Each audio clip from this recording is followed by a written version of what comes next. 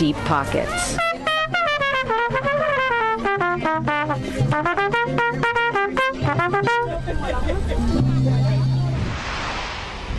Let's meet our pet of the week. Kathy Stanhope joins us from the Montgomery County Animal Services and Adoption Center with more. Kathy? You can see we have lots of birds here at Montgomery County Animal Services and Adoption Center, and this handsome devil is a cockatoo. He's about 3 years old. He's been found as a stray, believe it or not. Someone lost him and hasn't been able to find him. He would love to go home with you as a new pet. Can you give us a call, please, at 240-773-5900, or visit our nice cockatoo on the web at montgomerycountyanimalservices.gov/ASD. And with that, we close this edition of County Report this week. Remember to like us on Facebook and to join us again at this time every week for a look at what's going on inside Montgomery County. I'm Lorna Virgili, and thank you for watching.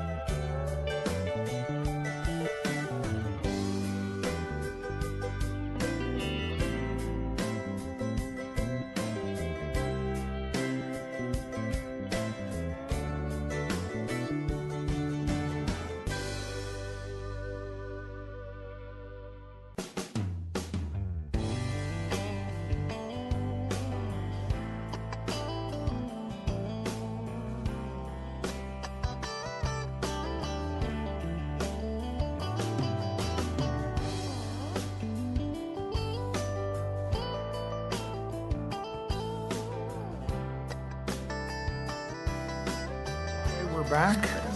We were upstairs for a closed session, and we're now back downstairs, and we're ready to have a public hearing on the request for traffic calming on Boston Avenue. And I guess there was a sign-up sheet. I don't know if anybody signed up. We'll take people who signed up on the sign-up sheet first, and then we'll take anybody else who wants to testify.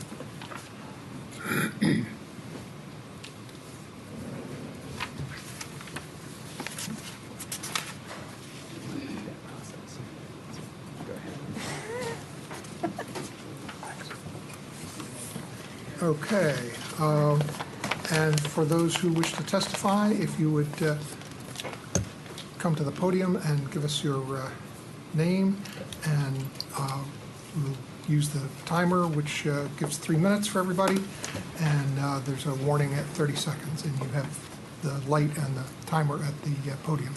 So we'll take the people who signed up first. The first one is Peggy White, and followed by Joe Edgell, Megan Ryan, Christy Ciabatti, and Jen I'm Van Peggy Dam. White, and I live at 601 Boston Avenue, and I've been there for 43 years. And I don't approve of those speed bumps. I just had work done on my car, and it cost over, they replaced the sway bar lanes, and it's very costly, especially, if you retire. And they installed it sidewalks a couple of years ago, and that took up space. And if they do that and put those blocks and things in front of it, it won't be any place to park. And I don't approve. Am I making sense? Okay, so that's all I have to say. I don't approve of it. Okay. Okay. Thank you. Thank you. We'll take testimony. Joe Edgell.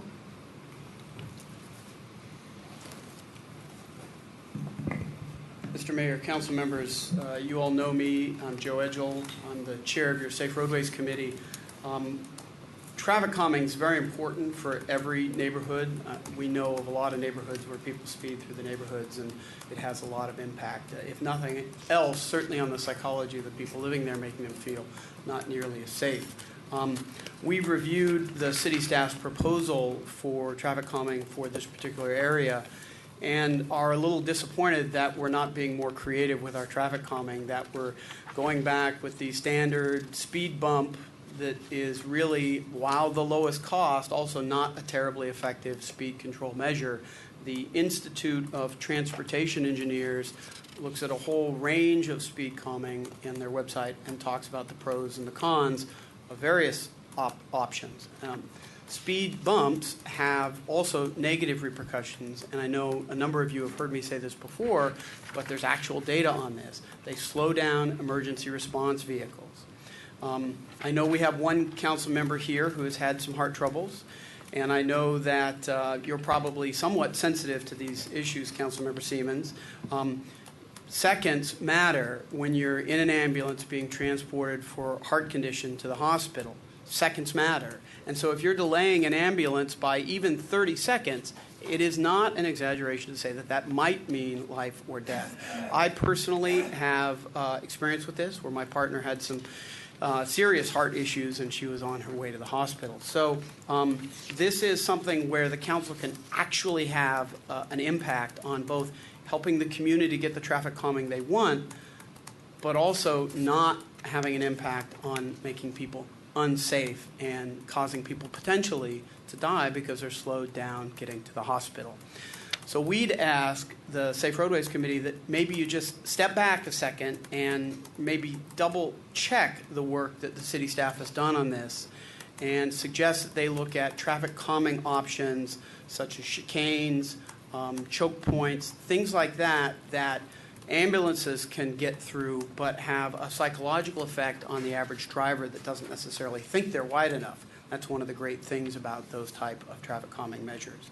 So if you could ask staff to look at the work done by the Institute of Transportation Engineers and some of the more creative solutions. They might be a little bit more money, but we're talking about human life, and so, you know, I think it's worth a few $1,000 more per traffic calming measure. Thank you. Thank you. Megan Ryan.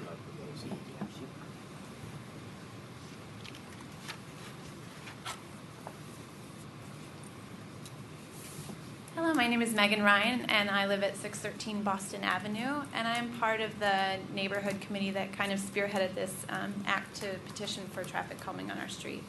I've been a Tacoma Park resident for 4 years, only 2 years of which on Boston Avenue, and I have 2 young children of my own, one who's 3 and now another who's 5 months. We are very happy to move to Boston Avenue, having access to a playground just across the street from us. And since living on that street, while we love the playground in the area and what it provides for us as a community, it's been a little disconcerting to see the manner in which certain motorists drive up and down our street. Of course, as a mother of 2, sometimes when you're toting both children with you, you hope to instill the best in them and make sure that they're aware of how to properly cross the street, but you can't always be sure that motorists are providing the same caution.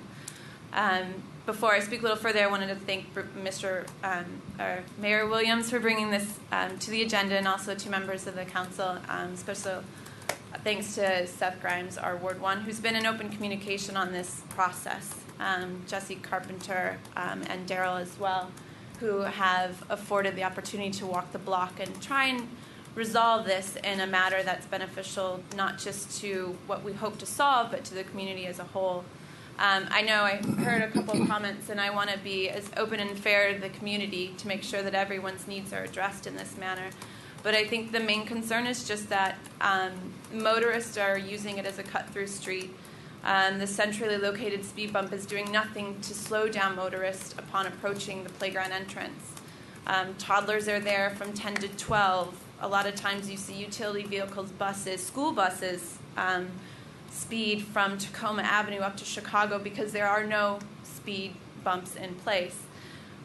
Whether it's speed humps, marked crosswalks, which we feel are very important for pedestrian safety, just as a soft indicator for a motorist to look down and see that there's a white line painted, they immediately know that they need to slow down for a potential pedestrian crossing. Anything that's beneficial and what the city feels is the best possible solution, I'm all for. I just hope that there's certain measures that we can try and take to keep our kids a little bit safer and all of our community who like to spend their time at that park since it's such a pedestrian-heavy area. Thank you. Thank you. Christy Chiabatti.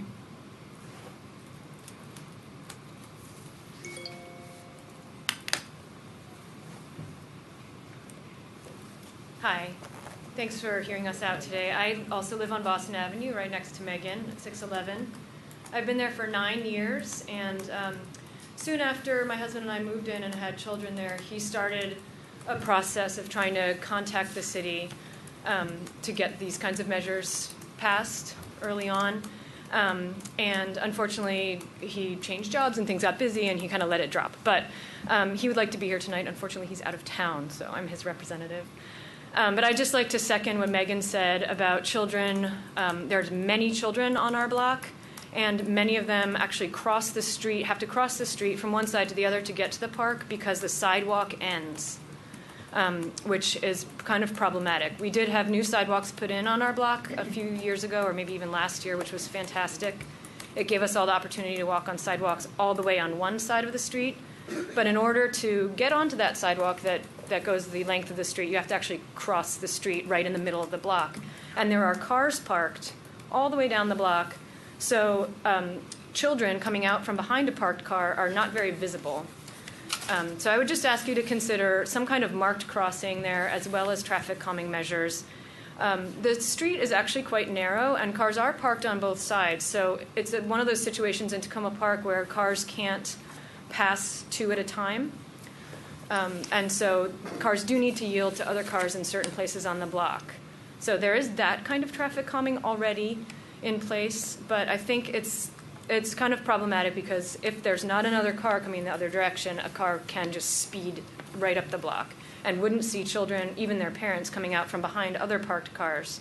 So one other thing we'd maybe like to consider is actually taking out a couple of parking spots somewhere near the park so that the lines of sight are a little bit better.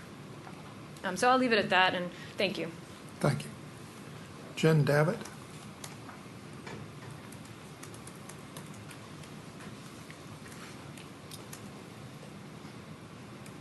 Hi, I live next door to Megan, too. I'm at 615 Boston Avenue, and I've lived there for 9 years. I also have 2 small children. I have a 5-year-old and a 3-year-old. And our vantage point is up high. So we are up on top of a hill that looks directly over the playground portion of the park. And so we are pretty much right across from where we see the merry-go-round go around every day. We spend a lot of time on our porch watching people go in and out of that park, and we see a lot of cars going really fast up and down that street. There is a serious problem with line of sight, both due to the parked cars, and so children crossing from one side of the street to the other, and also due to the fact that there's a hill. And so people going down the hill can't see people, and so there's a lot of obstruction in terms of sight. I also just want to slow people down and give kids the opportunity to cross the street safely. It's also, not just kids. There are people walking dogs there all the time, so there's just a lot of traffic in and out of that park. So I fully support all the work that Megan has done. I really appreciate the effort that she's put into this. So I just second everything that she said. Thanks. Thank you. Anybody else who wishes to testify at this public hearing on proposed changes? If you come to the podium.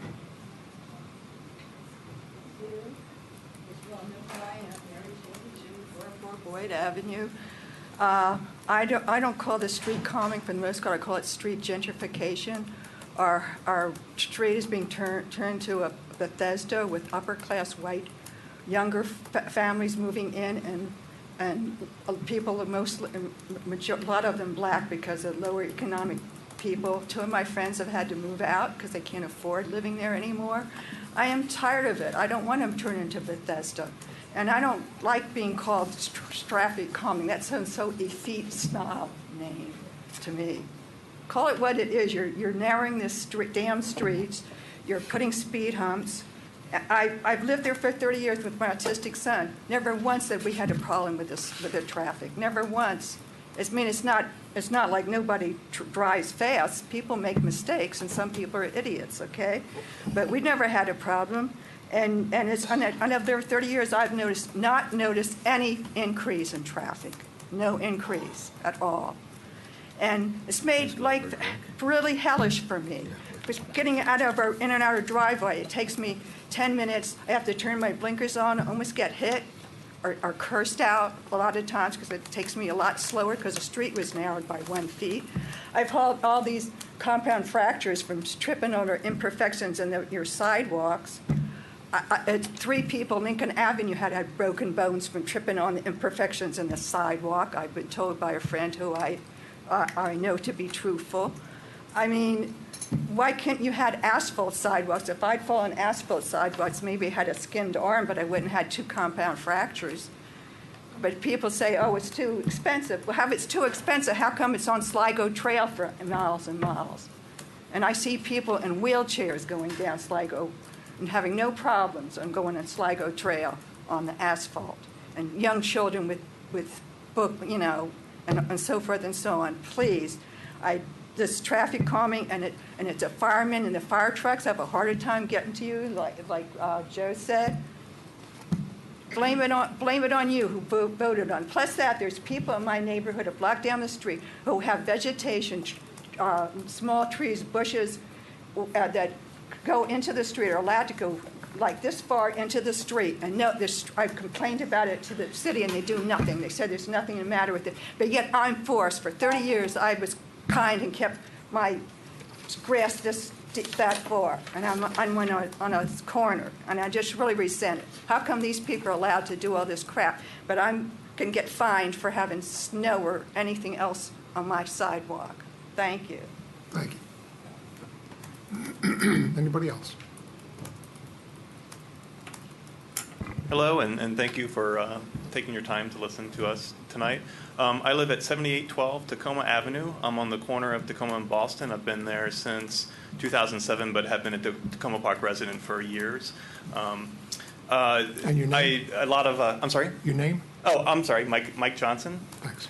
A lot of folks walk up to that park. It is a heavily used, great neighborhood asset.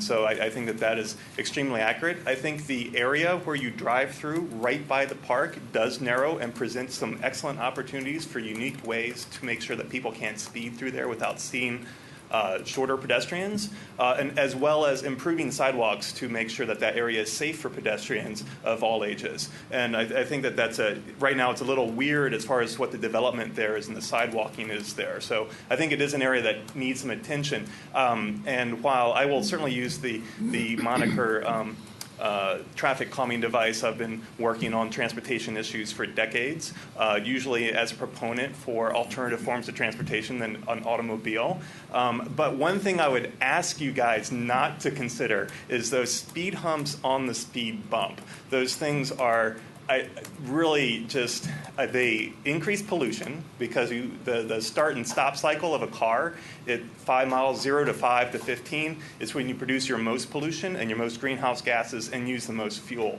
So we have a real health impact from those around our city, from the air that we have to breathe, from auto manufacturers that lie about the pollution of their cars. And that's the zone that really gives you that kind of pollution level. So I strongly recommend. Also, too, my wife has back and neck issues. And so going over those kind of humps that not only slow you down to 0 miles per hour, which, by the way, if you want to put them at stop signs, I'm all for. But stopping at a 0 to mile an hour and going up over that hump can hurt people with those kind of conditions. And I don't want to be able to not drive through my neighborhood and be forced onto busier streets, because I love driving through my neighborhood and looking at my neighbors' houses and what they do with their lawns and feeling like I'm connected to the community. So a lot of these speed hump bump things, I don't know what you call them, they drive me crazy. A nice raised sidewalk in there, striped, you have a nice narrow area, limit some of the parking, you would really do well. Maybe one of the broader speed bumps further down the hill would be good. Certainly, I think a lot of options here for doing something that really works. But I just wanted to make sure that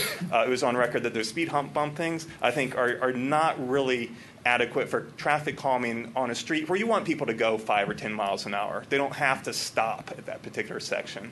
So thank you for your time and listening to my rant. I appreciate it. Thank you. Hello.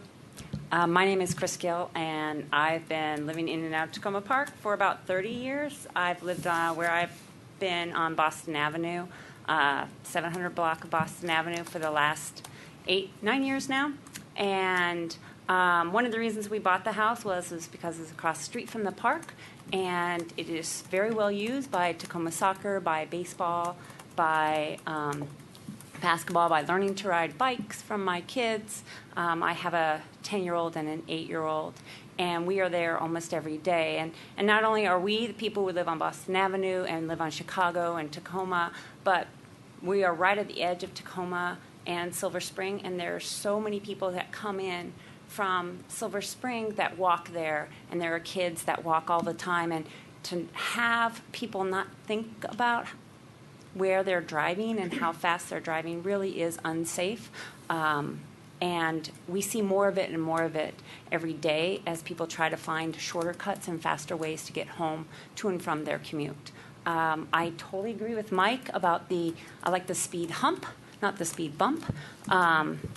So I would agree with that. I'd be willing to listen to other people's views about trying to calm down, no matter how they calm down. It just needs to have people drive slower on that street, as well as Chicago Avenue. But that's step B, because I know Chicago Avenue is Montgomery County, not Tacoma Park. But people drive over 35 miles an hour on that street for 3 blocks because there is no stop sign. So those are some great ways to improve your neighborhood, not just my neighborhood and people who live on my block, but people who live from different places, who drive there, who park there, and really affects a much broader range of people besides the 40 or 50 people who live around the park directly. So I really appreciate if you consider making it a slower, calmed area, because that's what we want. We want people to drive calmly through there so that our kids and our dogs and our neighbors and ourselves and our families and people we love can cross the street safely. So thank you very much. Thank you. Anybody else? Okay. We've also had written comments from 3 people, Jeff Giabatti, Jeff Tesson, and David Jurgen on this, and those are part of the record as well. Thank you. I'll close the public hearing. And we'll move to our presentation, which is from the Grants Review Committee on the FY17 Community Development Block Grant Award recommendations. And just to note for people who were here for the speed hump that we have a work session scheduled for this topic in about half an hour. Welcome. Go ahead. Hi there, I'm Leslie Perry. I'm from Ward 2. Gary Cardillo, Ward 2. Oh, and also I am the secretary of the Grants Review Committee. And I am one of the co-chairs of that committee. So we're here to tell you a little bit about what, the CDBG program decisions on the applications. We had 3 applications for this this season. We had $11,600 to spend with those 3 applications. And so of those 3, we had Cheer applying for $11,600 of the funds, and Educare applying for $5,000, and Village of Tacoma Park applying for $4,860. All of these applications were very worthy and were definitely something that we would want to fund, but considering we had a limited amount of funding, we did have to narrow that down. With that, the Cheer application, we did see the need, and our only concerns with that were that the second location was not determined in the application. And then with Tacoma Park Food Pantry, we did know the need for more food was definitely there to be able to provide fruits and vegetables. We weren't sure how the long-term solutions would be implemented with that one.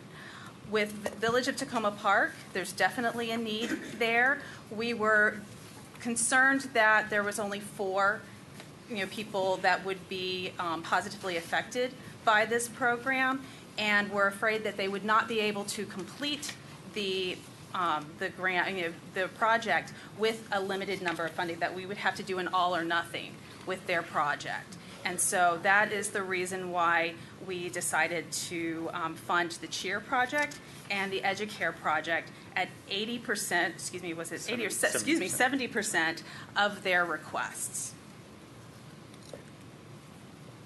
Anything else? Consensus was pretty quick on this meeting on September 16th.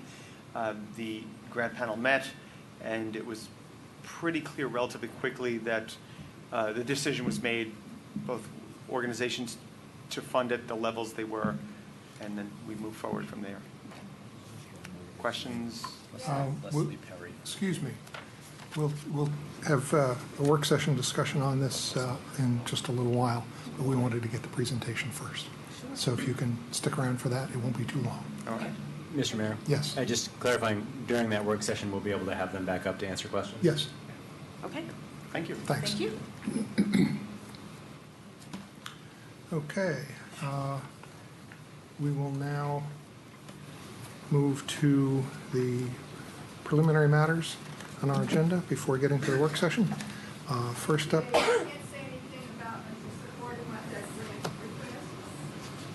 During public comment. Another 2 minutes. Thank you, sorry.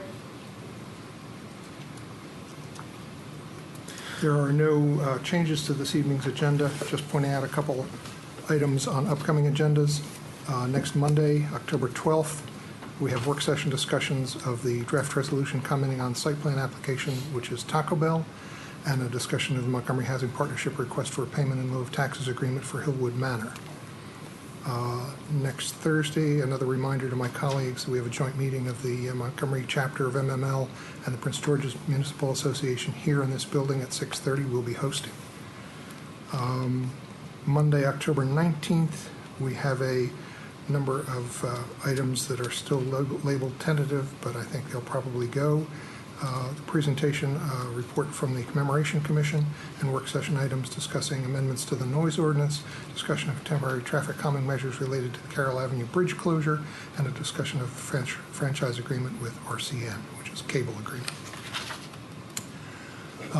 Wednesday, October 21st, there's an election forum here in this room at 7 o'clock. Monday, October 26th to Wednesday, the 28th. A number of us will be at the Maryland Municipal League Fall Legislative Conference, so the council meeting that week will be Thursday, October 29th, and the presentation at 7 o'clock will be on the library renovation proposal. Then a reminder that the following week, Monday, November 2nd, is the city elections. Monday is, we're not meeting. Tuesday, November 3rd, is the city elections, 7 a.m. to 8 p.m. The following day, Wednesday, then 4th, the council will meet to receive certification of election results here at 7:30. And then we have scheduled a regular meeting of this council on Monday, November 9th. And the following Monday, November 16th, is the changeover from the current council to the new council. So that's just what's coming up in the next number of weeks. Next, I have a proclamation that is recognizing Fire Prevention Month, and I just want to point out a couple things that are in the proclamation. Fire is a serious public safety concern locally and nationally, and homes are the location where people are at greatest risk from fire. 3 out of 5 home fire deaths result from fires in properties without working smoke alarms, and half of those home fire deaths result from fires reported between 11 at night and 7 in the morning when most people are asleep.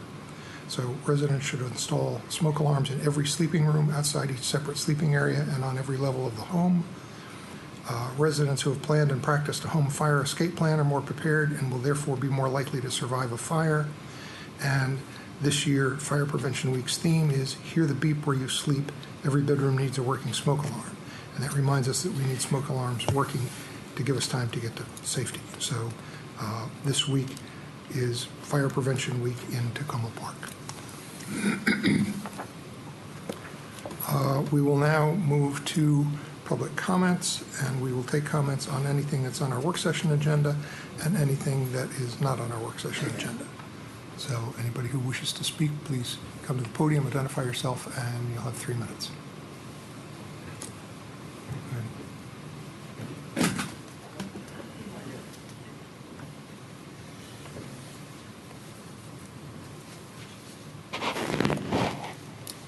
Kathy Breckbill, Woodland Avenue, and I'm here because I'm very concerned about the McLaughlin property, and as someone who did contribute to the effort to purchase the property, I'm very concerned that there's any consideration to do anything other than keep it as a wooded public space without...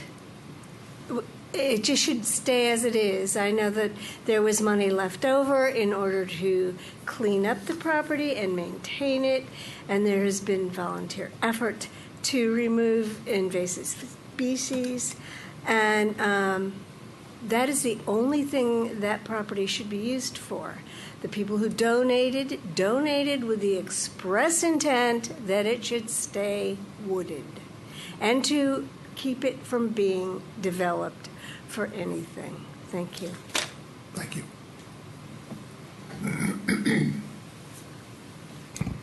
Paul Krastowski, 7708 Tacoma Avenue. I'd like to thank the council for the agenda item on the resolution dealing with Montgomery College. This is by far the main problem that we face in North Tacoma, and I'm glad you're taking it on. If anything, I would like this resolution to be strengthened. We really need a new way of dealing with Montgomery College. The way that we've had for the 24 years that I've been living there really has not worked.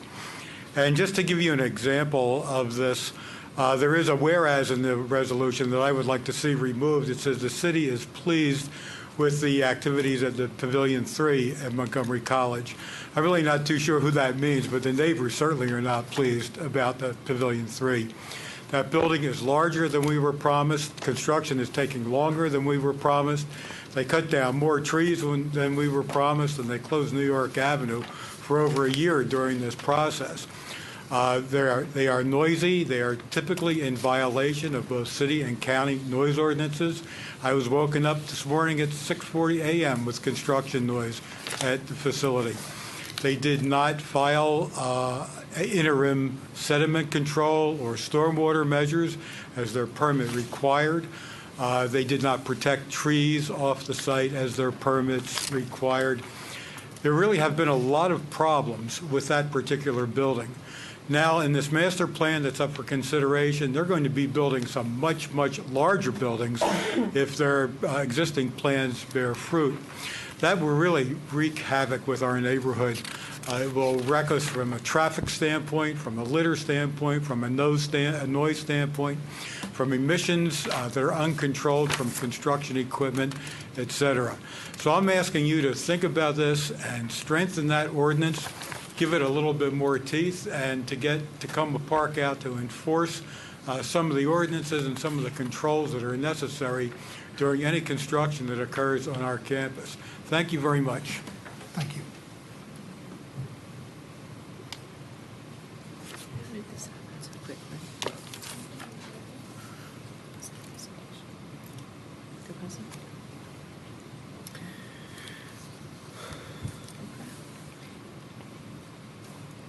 I'm Lorraine Pearsall. I'm at 7708 Tacoma Avenue. I just want to tag on to what Paul was just talking about and just talk about my concerns, because they're racing forward to update their master plan, and they're using a very flawed 2010 update to do that. And I'm here to urge the college to step back a minute and to not go forward with what we're seeing in the 2010 that we really opposed around that time. And so, okay, so what are we looking at here? They're racing toward redoing Science North and Science South. I look at their 2010 update, which they're not stepping away from. I suddenly see a 4-story building. Now, a 4-story building is not on the eastern campus. That is a violation of our understanding that they would have one big building. It was the Nunley building. That's a 3-story building. Now let me tell you what the college thinks a 4-story building is. It's 56 feet. Now that's not the true height. That's only from slab to slab. So that means there's a parapet on top. That's going to be over 60 feet. Now the building is sitting on top of a hill. We are not sure whether they're getting rid of that hill, and they're not either. We could be looking at a 70-foot structure in our small, historic community, which is absolutely incompatible. So I'm here to ask the college to rethink what they're doing here. In addition, Science South is being increased in size as well. Together, the two buildings are being merged into a math and science center. It's not just height here, it's square footage. The building is becoming massive. It is now more than doubling in size. It is now 111% larger than what it is now. Now, that is very interesting, because one of the hugest buildings they built, which is the Health Science Center on Georgia Avenue, is smaller than what they're proposing to put on Little Fenton Avenue. The building they want to put on Narrow Fenton Avenue is 37% higher, larger. That is not compatible. I'm having a lot of concerns about them putting a large laboratory in this building that I'm talking about. I don't think this is an appropriate place for a large laboratory. We are far too close in our living conditions to them. And the college, in the 24 years I have lived there, we have had problems. We have had hazardous materials releases. We've had chlorine gas releases. We had a fire this year. And Bruce, I'm going to just ask you for a minute more on this, because I think this is really important. So the lab needs to move to Burlington Avenue. Why Burlington Avenue? Their Foundation owns the land. They promised us back in 2004 that that was a release valve for us. Now, we have been pressuring them for 20 years to buy the public storage buildings. But they said, here we have this Burlington property. And then they transferred the ownership to the Tacoma Foundation. So they don't need to show it as their property. And that space could be used for a tall building, which could satisfy their laboratory needs in a safer way than building it in the middle of our residential community. And I really must protest this. I also want you to make this resolution stronger with respect to Fenton Street closures. We did have a terrible time with street closures. They must never close Fenton Street, regardless of what they do there, because that is a main conduit from DC to Silver Spring and vice versa. And previous people in the college swore to us up and down they would never close Fenton Street with their construction activities. You must put that in the resolution. That is a huge quality of life issue for the North Tacoma neighborhood. Thank you. And finally, I want to say, all of this bloating out of buildings is really destroying the fundamental beauty of the campus, which is its trees and its open nooks and spaces. As they bloat up these buildings, we will lose the beauty of this campus. And the college promised us in the 90s, after we helped them get the Giant Bakery property, that they were going to expand to the west. Now, it's time for them to really expand to the west. We have been waiting. They have the Burlington Avenue property.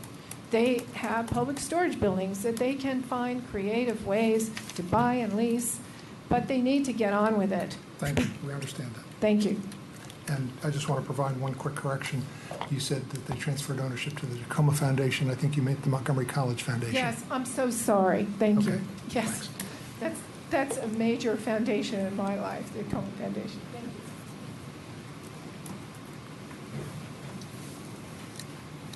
Frances Phipps, 7210 Holly Avenue. I'm simply here to echo the comments that Lorraine has made so eloquently. We're talking about an issue of scale. I want you to visualize two separate buildings that they're combining as math and science, and the total result is going to be 135,000 square feet. Visualize that. The Katie Lee Mansion was 10,000 square feet. We are talking about 135,000 square feet. Two separate buildings, built in stages. They think it will take 5, maybe 10 years to build the two separate buildings. The first building is 51,000 square feet.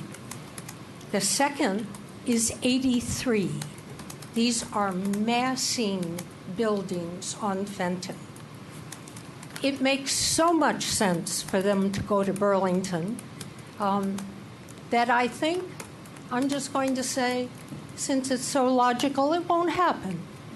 They're determined not to do that because I think they're land banking that property for mixed-use development. That site has a CBD2 zone. It can go as high as they want it, plus the site is depressed. You know, you could get a massive building at one time. They are talking about staging their science construction for classroom learning over the first is a 5-year period, and they think the second is a 5-year period. That's a very inefficient way. They're going to link it to one building. That's a very inefficient way to build a building. Lastly, I'd just like to say the issue of scale is something that really characterizes Tacoma Park. We are human scale. We take great delight in it, whether we take pride in it or not. We delight in it. We delight in our trees. We delight in our sidewalks. We delight in the setbacks. We are not a massive sort of place. Very quickly, I'll say, I know the college owned the Burlington site. And when I raised that in one of my first proposals, put your massive development there. Makes a lot of sense. There was a flurry of land transfers, all of which I tracked down, to which they traded it to their foundation. Their foundation is their board. If they chose to do it, it's a question of will. If they chose to do it, they could. Thank you. Mary Jane Manchui again about the grant. Our grant application was with Tacoma Village. In case you all didn't know, it was to help 4 people, developmentally disabled citizens, to take a exercise class that currently meets her once a week for 1 year, and for 4 other people, or the same people, to get free gym membership for 1 year here in our city gym. It was for a little over $4,860. These people here, I am angry at them, the people who made the decision, because they could have called me or somebody else. I'm listed in my phone numbers on the grant application. They said there's no way they could divvy it up. That's not true. They could have put it down to 2 people instead of 4, or even 1 person. That's better than nothing. And I really resent that, the fact they didn't even call me about that. I consider it disrespectful to me, and I'm asking for help for people who cannot come here and speak for myself. Everybody else can speak for themselves. They can't. My son has autism. He was born with it. I have friends who have autistic and Down syndrome people. For them, they're treated like crap. They're second-hand citizens. You turn away from them, most of you. You don't want to help them because you're going to give all this money to SURE so they can have a mini block party. I went to one of the discussion groups last week that SURE put on. Okay, it was nice and fine. They had about 40 seniors, but every damn one of them didn't need to help my son or the other people in Tacoma Park do. These people, these 4 individuals. There's currently 3 people enrolled in the class here, more or less, that meets here Wednesdays. 3 of them will probably have to drop out because they can't afford it, because the damn city wouldn't pay for it. And it makes me so angry. These 3 men who could hardly speak. One of them, he laughed, he smiled, and they said, like music. And he was dancing to the music. And he smiled. And to me, his smile was more precious than all the crap, sometimes bureaucratic crap I get from the government and the people and all the other people. I'm sorry, I'm just so angry, okay? His smile was more precious to me, okay? And if you want to put a dollar and cent sign on it and say, oh, it would cost too much damn money. But these people do need special help. And these people in the spirit class, they have special things that they have to do. They have to get a lot of classes. And it takes a lot of time and money for them to take these classes. And I'm an assistant teacher now. I'm proud to say it. But we might have to stop this class because of this, because the people who need it can't afford it. Thank you. Thank you.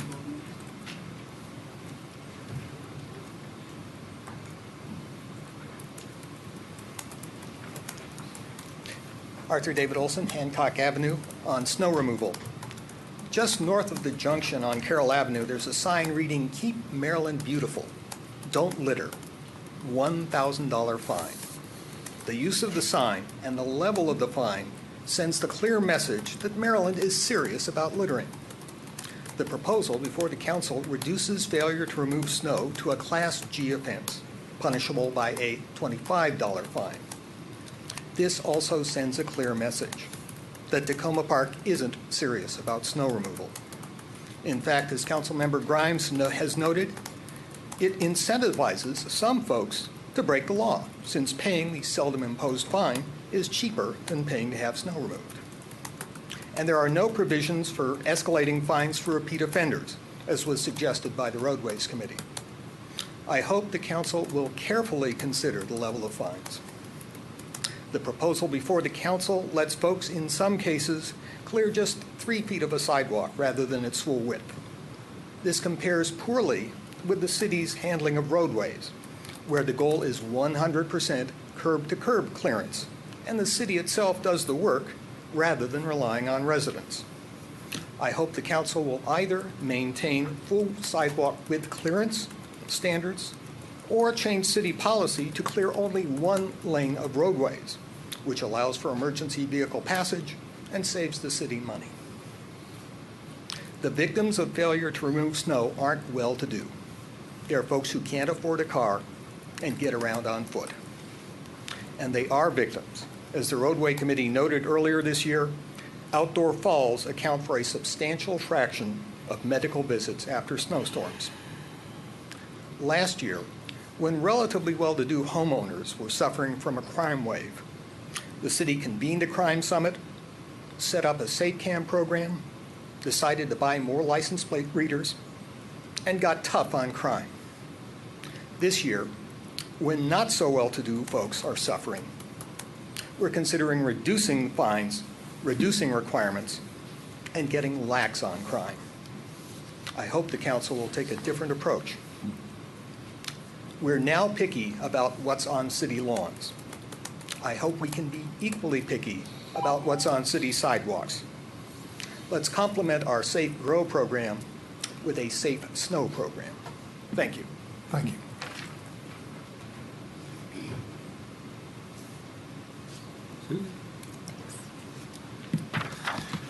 Mr. Mayor, council members, Joe Edgell again, at the corner of Elm and Larch, and I'm here on behalf of the Safe Roadways Committee, which you know that I chair. Wanted to briefly address the snow clearing issues. Appreciate the council taking up this issue and taking it seriously, and we appreciate the city staff's work. We are a little surprised, however, that our recommendations were designed to enhance the snow clearing within the city, yet the recommendations that have come out of the city staff and largely supported in earlier discussions by council is to, as Mr. Olson said, reduce the snow clearing. We're going to do less snow clearing on sidewalks, now looking at 3-foot width, and we're going to reduce the fine. I think Mr. Olson said it probably the best. It's merely a cost-benefit analysis. If I'm a homeowner and it costs me $25 to not clear my sidewalk, and it costs me $50 to clear my sidewalk, it's pretty simple. I'm going to not clear my sidewalk because it's cheaper. It's just a cost-benefit analysis. I can put $25 into not clearing it, and it's no problem. Snow's going to be melted anyway, right? I think if the city council wants to show that it's serious about pedestrians in this city, it needs to actually do something. I did a little research this weekend on Google Scholar, which some of you may know about, where you can research studies done on various topics. And I looked at the correlation between fines and compliance. And what the studies that I looked at seem to show is that higher fines are correlated with higher rates of compliance. Lower fines are correlated with lower rates of compliance. We suggested a graduated fine scheme, one that took into the concerns the council has suggested with lower fines for, say, a first offense, with an escalating series of fines for second, third, and multiple offenses. We think that that might have the deterrent effect for people who just don't seem to care. The other thing which I think is important to note in the 55 seconds that I have remaining is wheelchair width. We're asking people to clear now only 3 feet of sidewalks under the current approach. The average wheelchair is about 28 inches wide.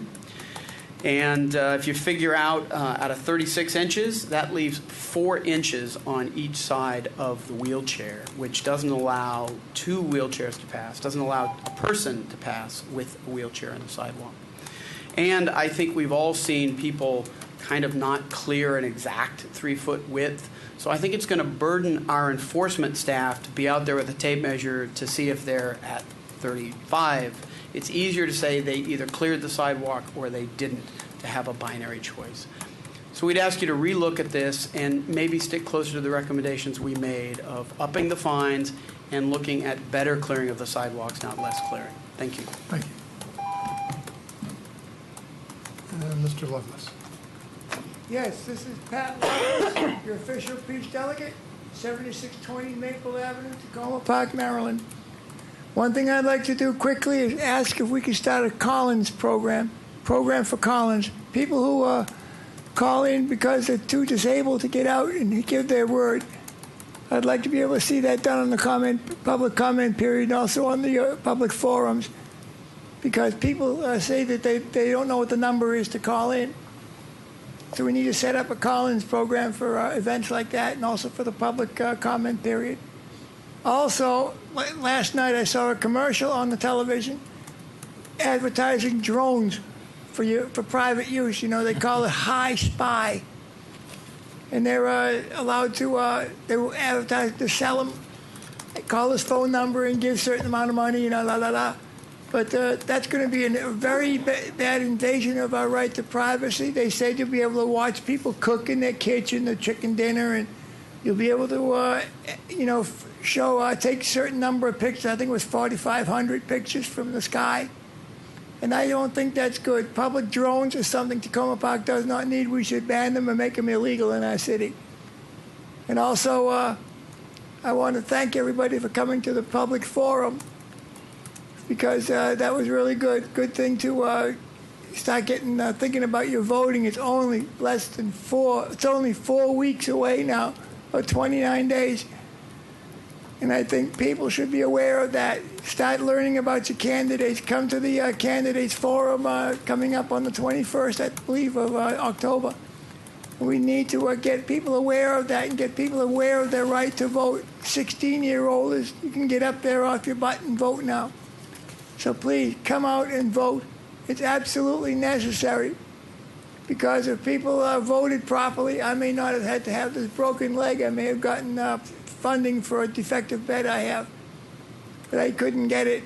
Medicaid wouldn't fund it because we had a Republican governor in there. He's the one who doles it out, and there's been a lot of cutbacks in it. So I'd like to ask everybody out there to get out there and vote responsibly. Yes, you can do it. Yes, I know you can. And I also want to thank Elizabeth Wallace for bringing me down to the meeting tonight. And I'd like to thank Doris Thompson and what's her name? I'd like to thank Doris Thompson for doing my hair tonight and getting me all ready to go out. And I want to thank Katrina Thompson for bringing me down to the meeting and getting me ready and getting me out of that nursing home. She's got me ready for the meetings before many times, and I want to thank everybody for what they've done for me while I was in the hospital. It's Keisha Thompson, it's Keisha. But also I want to thank all my public health workers and all my workers for helping me out, and I want to thank the City Council for what they did and what they continue to do for me and my city. It's time we stand up to the plate and take responsibility too. It's not that far to vote. It's not that difficult. If I can get out to the events and learn about our candidates and I can get out to nominate people, there's no excuse why somebody else can do it. I'm right out of surgery. I had a 9-hour operation on my leg. And the first thing I said when I woke up is, we've got to remember to vote. I was told the first thing I was talking about is voting. And I wanted to get to the next meeting. And I think other people should start thinking the same way, because it's their ass on the line. Don't be a part of the DGAS club. DGAS stands, don't give a shit. So please don't join that club. Join our club. Responsibility and being an adult. Break into adulthood not by drinking, but by voting. Thank you very much. Peace for everybody. Spread love, not peace, not violence. Thank you very much. Thank you. Anybody else? Okay, I want to go back for a second. When I talked about the Fire Prevention Month proclamation, I didn't have it here in front of me. I now do have it. Hang on a second. And so I'm going to go to Jimmy Jarbo, who's going to talk about Fire Prevention Month and things. But Jimmy, do you want to let Catherine go first? And then, okay. I just want to make sure I let him know I was going to get back to him. I love those little plastic fire hats you give him. Hi, I'm Catherine Tunis, and I wanted to talk a little bit tonight about the McLaughlin property, Woods, and I understand Seth is upset that it still says Washington McLaughlin property. We could take that off if you want to, but I did want to bring council up to date a little bit on some of the community discussions that have happened a number of years ago regarding this property, as well as recently regarding this property. There was a meeting that caused a lot of outrage with the Housing Community Development Office a number of years ago, maybe 2-3 years ago, that they were considering making that an enterprise zone in order to give more tax breaks to the Washington McLaughlin School and the associated businesses that she had. And the outrage was that, wait a minute, that property is completely run down and we ought to be doing something else with it rather than giving this person tax breaks. And then I came in and had done the research and noted how far behind she was in paying her property taxes, and perhaps, the community ought to be looking at that rather than giving her more tax breaks. Clearly she wasn't doing with tax breaks what had been envisioned prior. The recent discussion about possibly developing part of the property, I can tell you that most of the people who donated a fair amount of money to acquiring that property were out there saying save the woods, not develop the property. So council really should keep that in mind. I can also tell you that in that a couple of years ago discussion, there was discussion about what would be a good use of the entire property. People weren't thinking at that point in time about that part of it would be seized for the IRS. Nobody knew that. But they thought that it might be nice in that grassy area that's at the bottom, which is not part of the property that the city acquired. It might be nice to have a couple of house lots there. And I think some people are thinking that, or to have some active recreation, some playing fields or whatever. I know there's some playground equipment there now, which is now fenced off, so the community can't use it. And then the building, whether it's used or renovated as is for recreational purposes, or a different building came in, or a different kind of development. People were happy to see development of some sort, either recreational or housing or some combination, on the other part of the property. The part of the property that the city purchased, and some people are confused because they think that that grassy area is part of it. It's really not. It basically is, I'm not even sure if it includes the entire basketball court, which is a tiny little basketball court, probably maybe less the size of your stage here. But there isn't a whole lot of land there that is appropriate for development. There is a stream that has been channeled. I apologize, I'm going over just a little bit. But there's a stream underneath there that has been channeled, and we have this on good word from Dorothy Barnes. So that's something to keep in mind if you're thinking about developing. People typically don't like streams going through their basements. The other part of the discussion was about possibly naming the property, and I can tell you that the Plan B group, Cindy Dibella sent out a message today, and she was going to send out a list of all the suggestions for people to do a survey monkey on of what the names they preferred. And I could just read the list. It's Lost Stream Wood, Tree Haven, J. Enos Reyes, which was Jack Carson's suggestion, Dorothy's Woods, which really seemed to resonate, and this would honor Dorothy Barnes, who'd lived adjacent to the property for 92 years, Fox Woods for the wildlife, Fairy Woods, Finnish Woods, Victory Park, both in honor of the World War II Victory Gardens and the victory of conserving the open space, not developing the open space, and Blowing Woods. So we don't have the votes yet, but I can tell you that when we discussed this at the potluck a number of weeks ago, people really resonated on Dorothy's Woods for the obvious reason that it would really honor somebody who's been a major part of the community and has lived adjacent to that property for 92 years.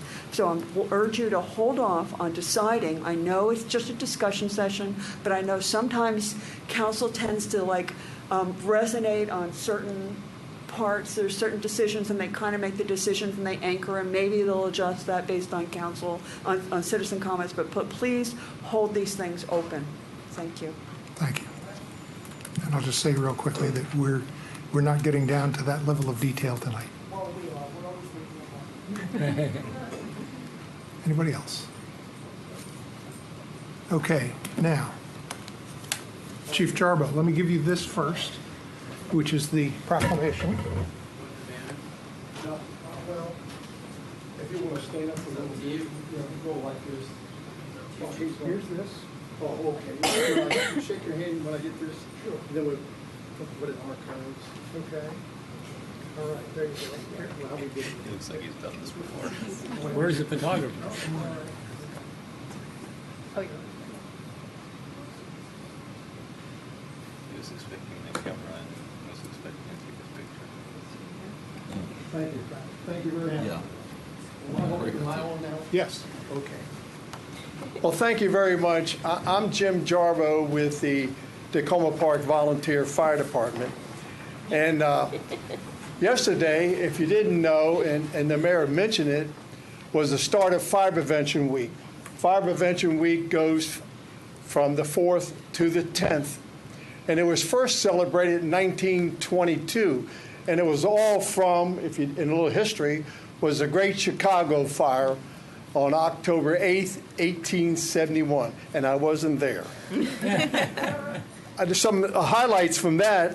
This was a 2-day blaze that killed more than 250 to 300 people. It left 100,000 homeless. It destroyed more than 17,000 structures. It burned 2,000 acres. $200 million damage. 1871, probably close to $1 billion today. Here's some stats from 2014 from NFPA. There were 1,298,000 fires reported in the United States. Civilian deaths was 3,275. Civilian injuries across the country was 15,775. Property damage, $11.6 billion in damage. And a special note down here, buildings outfitted with sprinklers reduced death rates per fire at least 57% and decreased property damage up to 68%. So they're really pushing sprinklers, and a lot of the new laws, new structures have to have sprinklers. Here's some fire facts, and again, the mayor's, if I repeat a couple of these, it's because the mayor, he didn't read my notes. So here they go. Working smoke alarms cut the risk of dying in home fires in half. 3 out of 5 home fire deaths happened from fires in the home with no smoke alarms or no working smoke alarms. When smoke alarms fail to operate, it's usually because batteries are missing, disconnected, or dead. Half of the homes fire deaths result from fires reported from 11 p.m. to 7. Obviously, when you're asleep, and that's what we're talking about our banner. The top causes of fires in the metropolitan area, number 1 cause of home fires, what do you think? Cooking. Number 1. It's easy to realize people busy, taking a bath, chasing kids or whatever, but it's cooking. The number 1 cause when people die in a fire, smoking materials. And moving on, important safety tips.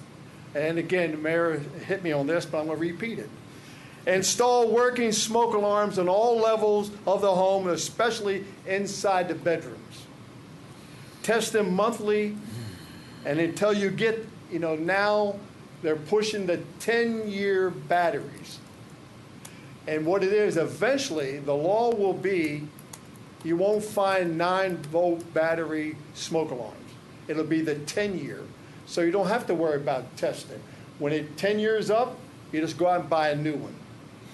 You don't have to worry monthly, change the battery and this and that. So that's coming. And then again, home escape plan is very important. Test it on practice on a regular basis. Lastly, in closing here, is that the fire service in Montgomery County is a combination system. It's career personnel that we have on, right now, they are staffing for our apparatus up there on a 24-hour basis. The shift that come in at 7 o'clock will go home at 7, and another shift come on, another shift come in. It's a combination system. The volunteers are there in the evenings, weekends, when their job, school, or family, or whatever allow them to be there.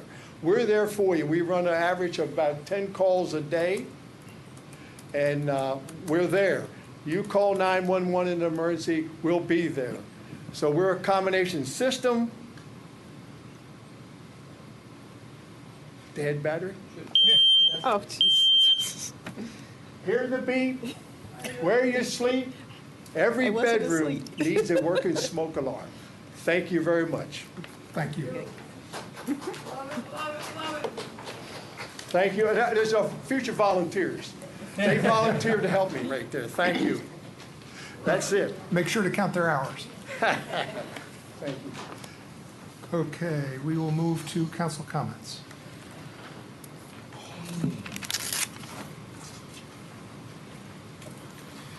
I was getting ready to move to the next. Councilmember Mayo. Thank you, Mayor. I wanted to speak about the McLaughlin Woods issue, in part because I think the primary purpose of the agenda item later on is not to talk about the McLaughlin Woods, but rather the rec center. That's the main part. Yeah. And I'll say that my understanding of the resolution that the council passed is that it includes a number of whereas clauses. And then it includes the therefore. And I always think of the therefore as the most important part of what we're passing. We're saying, you know, based on sort of assumption, therefore, and that's the council decision is really the therefore clause. So, for example, when we have in a whereas, you know, EPA or fire prevention studies have found that smoke detectors reduce, fatalities by 50%. We're not reaching that conclusion ourselves. We're stating an assumption. The resolution that we passed in the only therefore clause, I believe that's in the resolution, says preservation of the wooded property as one of the purposes of the acquisition. And the property is, as a member of the public noted, is nearly entirely forested. There's a very small area, and I believe our city policy talks about the root zone and the canopy zone and the overlap of where development should or shouldn't go. There's essentially none of the property that the city acquired that could be developed for the purposes of housing. I'll also say that the word developed is an open, nebulous term, which is probably why it's sometimes used. In one of the whereas clauses, the resolution talks about limited development or some amount of development. And my understanding of that was we were talking about development of, as Councilmember Grimes has suggested, a basketball court, or as members of the public had suggested, a trail or park benches, not subdivision. And in fact, during the process that led us to the McLaughlin School acquisition, I at one point proposed, and I believe was not seconded even, a proposal for the city to allocate some amount of money for simply open space preservation, and then a bid that went beyond that amount for the purposes of acquiring the land for both open space and development. And so the idea of that proposal was, let's spend up to, I think, $500,000, or I can't remember the amount, but a larger amount, with the express purpose communicated clearly to the public of subdivision of a portion of it to make some of that money back. And there were no seconds. And so I saw that as a signal that there wasn't support for that. We were focused on open space, and most of our conversations have focused on open space. So I just want to say that I was dismayed to read the text and the language of what was in the packet, which spoke both of a limited amount of development that might be possible now, and then were the remainder of the property to become available for development, the language at least implied more development might also occur on the city-owned parcel. Thank you. Councilmember Schultz.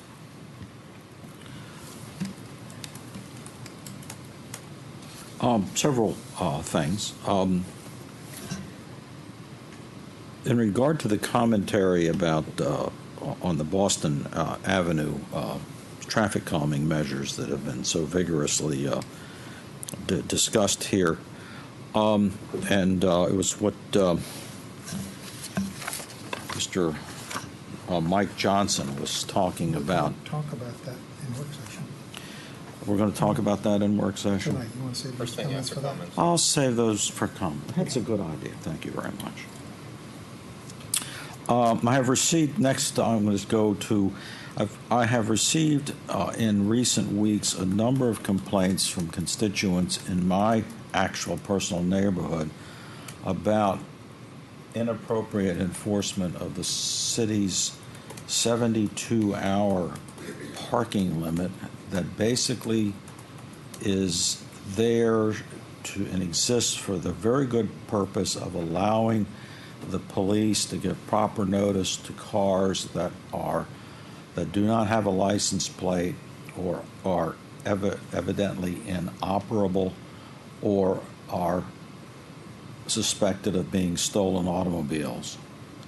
The idea of this, and it gives the police, as we all know, the right to be able to take care of a problem when it manifests itself. But fortunately, what seems to be happening is that because people are their parking situations are being disrupted by the WSSC water main replacement project, which is going to be going on for a long time, people are forced to move their cars, required to move their cars, and they're getting these tickets or warnings that somebody calls in and says, there's a strange, I don't know what's going on, how this gets started, but somebody seems to be reporting on different streets that there's a car in front of my house that I don't recognize, and the police are coming out apparently and either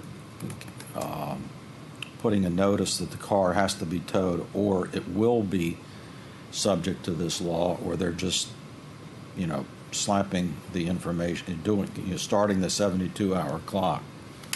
Some of these residents are people who've lived in the neighborhood for years, obviously, and they're only moving their cars because of the situation.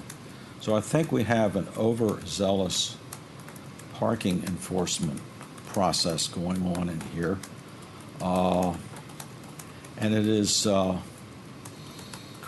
it's just creating some real I don't know what the right word is, but I think we need to get it under control and stop it at this point. Otherwise, I'm going to move to propose some sort of an amendment to the city law, and I'd be seeking some other advice in that direction. But something's got to stop, because this is not right and it's not fair for people being ticketed and running the risk of having their cars literally towed away to a lot for no reason whatsoever. The other thing I wanted to mention that I think is important to mention is that there's been a good bit of concern within our city about the situation at Hampshire Towers, a high-rise 220-unit rental building that was recently sold earlier this year and has been subject to a rent agreement between the county and the owner since 2008. And the new owner of the building proposed that after a lot of money was spent on bringing the building up to and beyond code levels, to raise rents in a way that the tenant association felt like it was too much too fast, to keep it simplified. The tenants on August 31st held a news conference which received a great deal of publicity and media coverage on local television stations and all that. It's now been about 5 weeks. Here we are in October. There's been a little apparent movement, and I say apparent, I say that it's apparent to me, and also to my colleague Kate Stewart, and to the tenant association with regard to some kind of a resolution to this matter. But I do want people to be aware that Councilmember Stewart and I did meet late Friday evening for like 2.5 hours with the leaders of the tenant association, I think we ended up in a good place of some mutual understanding and rebuilding a bit of trust between the tenant association and the city. But that's a that's a process that we're trying to enhance, trying to set up a meeting between the tenant leadership and the city manager and housing staff. It's a complicated situation. I'm not going to take the time now to explain what all the permutations are, but I think I want people to understand that the city is trying very hard to see that the tenants' issues get properly aired. The basic agreement is between the owner and the county's Department of Housing and Community Affairs, and there seems to be very little apparent progress on any kind of a resolution to the rents. And of course, as a result, the tenants in that building are a bit anxious and a bit angry about the situation. So that's just a report and an update on it. And I want people to know that we are, the city and members of your city council are trying to make some progress on it. So that's it. Councilmember Stewart. Thank you. Thank you very much. I have a couple of questions for the city manager, some things that have been requested in the past regarding the police department. One was a report on the Safe Cam program. I know last time I spoke with the chief, he was very disappointed in the number of residents who had enrolled. And it seemed to me that, and also to the police chief, that there may be some reporting issues, since we know, at least I know, there are a number of residents who actually have enrolled, and it doesn't look like it's showing up in our system. So it'd be good to know about that. And the other was just sort of an update on when we thought we would get back to the RFP for the consultant regarding community police relations. And then the third thing is, I believe Council Member Smith had asked a couple weeks ago for a report on traffic tickets. And I can't remember the exact request, Councilmember Smith, but I didn't know if you had received that yet. I think it, so I would just also, when we do have that, I'd also be interested. And then I didn't know if the city manager wanted to give the update regarding the meeting we had today on the Piney Branch pool.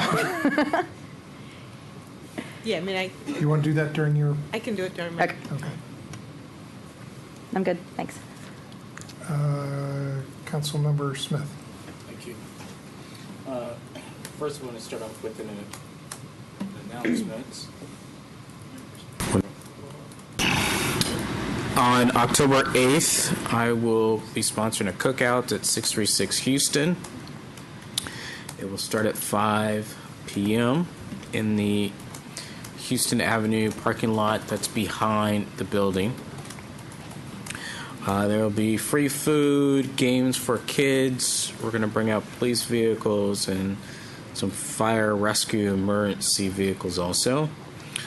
This event is going to be co-sponsored by the police department, Cheer, and the City of Tacoma Park's tenant organizing and capacity building program contractors. So I welcome everyone to come out. This is an opportunity for residents of 636 Houston to talk to members of the police department, and especially some of the people that work for Cheer about the issues in their building. Mayor, I would like to request a work session on my plastic bag ban.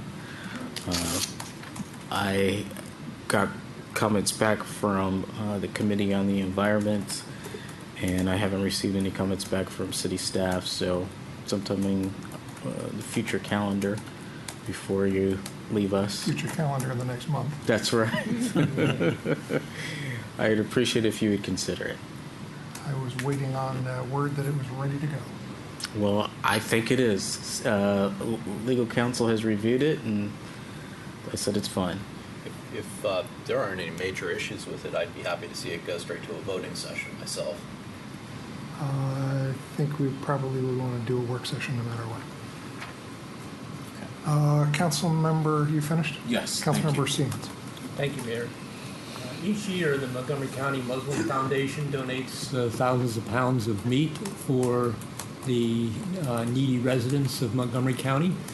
And I would like to thank them this year for providing over 150 meat packages to my wife and I for distribution to Tacoma Park residents.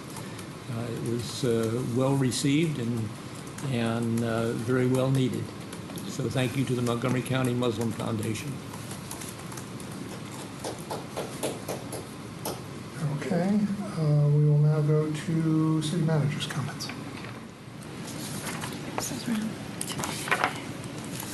Thanks very much. Do want to remind folks about the State Highway meeting on October 15th about road alignment and pedestrian facilities on Carroll Avenue between the Carroll Avenue Bridge and Flower Avenue.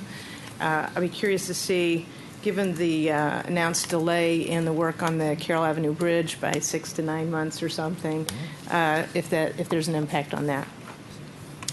On Wednesday, we have Walk to School Day, so I'm looking forward to that.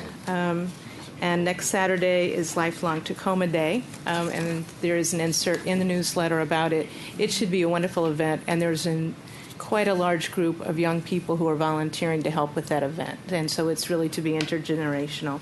On Saturday, October 10th, from 11 a.m. to 5 p.m.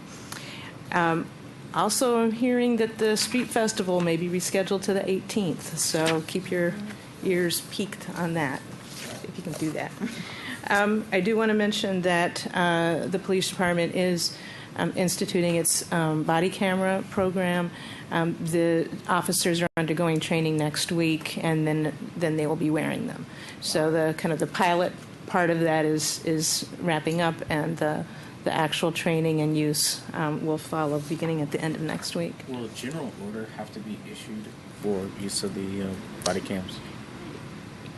I will find out exactly how that's incorporated, whether it's an amendment or if it's a separate general order. I also want to mention that the finance department's renovation work is well underway. It's looking good. And I'm really excited about the use of a number of the products that we've worked with our consultants to make sure that we have green, durable products.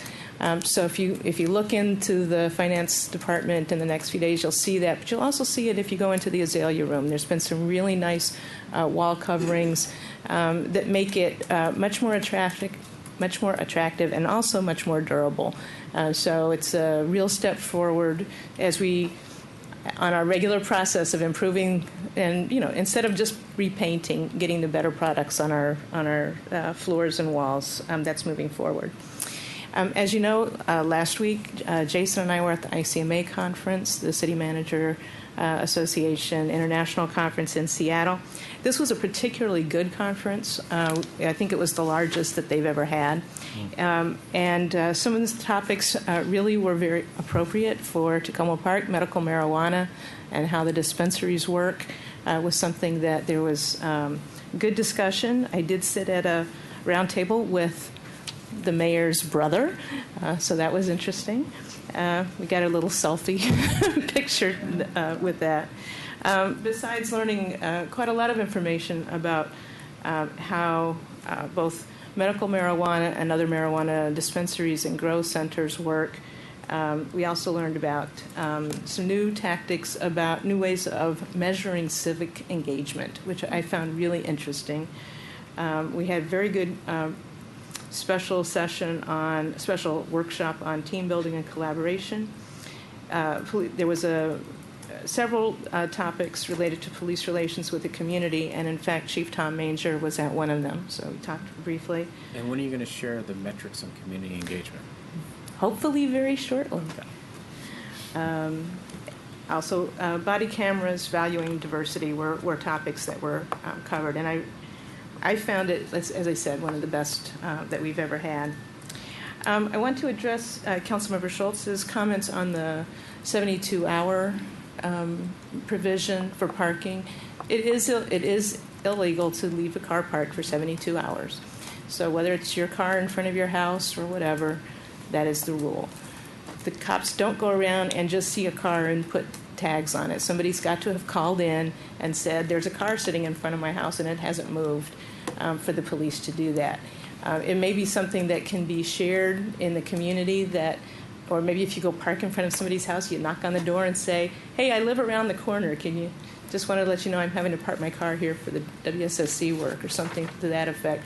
But it hasn't been something that the police, to my knowledge, it's not something that the police are just going out and initiated on their own. It's a complaint-based system. So if there's some way that, we can all help get the word out a little bit, that there's these situations, we're happy to help. I know that there are circumstances where the police have checked on the ownership of a car, because they can do that. They have the license plate number, they have the capacity to do that. And it would seem to me that a policy could be set up that if a car looks to be operable, properly tagged, not in any way damaged, or have any those appearances of a car that's been in a place for a really long time, like being covered with leaves and bird dew and stuff like that, that would lead somebody to think that there's something amiss, that before they do that on the basis of a random complaint, that they check on the proximity of the car's owner. And if the car's ownership happens to be a couple 100 feet away, or maybe even a block and a half away, as is usually the case, because people are only going to move their car the minimum amount, that they just move on. There's no way that when somebody's going to have to park a car because they're obligated to move it, that they can know which doors to knock on or have the time. I just don't think that's a workable idea. It shouldn't be working that way. The police, I understand that it is based on a complaint basis, yeah, and I think that's appropriate. And I've reported cars like that when it's pretty evident that it's a strange car. But in this particular area where we have this work ongoing, people are being obligated to move their cars, to park them, and they have to park the cars where there's space available. I've already made arrangements, as you know, to get the area parking zone enforcement waived, and appreciate the county, the city, and the police department's cooperation on that, because we were getting people getting ticketed who didn't know where the parking zone was and found themselves getting ticketed for something that was innocent. And that would be my recommendation. And if that's not a solvable, then I need to have a conversation, or we need to have a conversation with the chief so that we can figure out something that works. Well, if you move the car within 72 hours, it's not an issue. If I can just suggest that maybe in this instance, because it could be labeled a work zone, that there might be some accommodation or suspension of the rule. But I would just point out to Councilmember Schultz that precisely the aspect that you're talking about, where somebody parks a block and a half away, that's been the source of issues with the 72-hour parking in other areas of the city that I've heard about a good deal, and I know the city manager has as well. So that kind of just assuming that being able to park within a block or two is going to deal with the problem is not going to deal with the problem, given what happens in other areas of the city. So I think a work zone could fix it. I'm happy to talk with the police department, and Councilmember Schultz, I'd like to follow up with you on it. Well, that'd be fine, rather than talk about it here. Thank you so much. And I'll also, Councilmember Stewart, I'll get back to you on some of the answers about the police department and answering some of the questions. I do want to mention earlier today there was a discussion at the County Council office building with several officials from the county and with Councilmember Grimes and Councilmember Stewart and myself to talk about the Piney Branch Elementary School pool and kind of future steps on that. There's I think still some more to work on. There'll be, I think it's October 12th is a council discussion, a county council discussion about it. One of the things that was very interesting in that discussion, besides the issue of the fact that the pool, the county feels the pool is not one that would ever make money. It would always have to be supported, have extra money. It's not going to make enough. It's not big enough to get the kind of revenue that would be self-sustaining, and they'd really rather not support it. There was some discussion about what the cost would be to fix it up. Would different entities be interested in that? But as part of the discussion, there was also discussion about the fact that Piney Branch Elementary School itself is overcrowded and needs to have more classroom space, and there's not room for portables. And so there's a very serious proposal about putting an addition on Piney Branch Elementary School, and that may preclude the pool. It may take over that space, or could do some other kind of configuration. My understanding from a follow-up call to the public school facility department was that on October 15th there would be a proposal put forth by the school district that would try to address the issues with overcrowding at Piney Branch Elementary School. In terms of dealing with the pool, there's also interest for us to look at some other locations for a pool. There was a proposal by Council President Leventhal to perhaps build classrooms on top of the pool with some different configurations. So there's still more to work on. It's still to, I think it's, I appreciated the commitment by Councilmember Leventhal to recognize that it's a valuable asset to Tacoma Park and to the surrounding area. But, you know, we have a limitation on sites, and as we get to the discussion later on about recreation sites, I mean, that still will be part of the discussion. What do we do to provide the kinds of recreation services that we do need in the Tacoma Park area? So there's more to come on this. Can I quickly amplify a couple of points there? On the pool? Yes. Yeah, let me amplify a couple of points. The city manager observed that the county is not committed to this pool. That's the county administration under the county executive, Ike Leggett, who was represented by the director, Gabe Albornoz, at the meeting. Councilmember Leventhal, who was there, made what I think it's fair to call a commitment that as long as he's on the council, and that'll be at least another 3 years, that he will support operational funding for the pool, restoring it, which they've done at least 3 times in the last 2 years, and then previously. So that's a distinction, and he is pretty clear that he believes he has council support for maintaining the operational funding. And it's worth recognizing also that Board of Education member Chris Barclay was on the phone and also amplified or seconded some of what Councilmember Leventhal said about solutions for creating new space, classroom space, that is in Piney Branch Elementary. And then finally,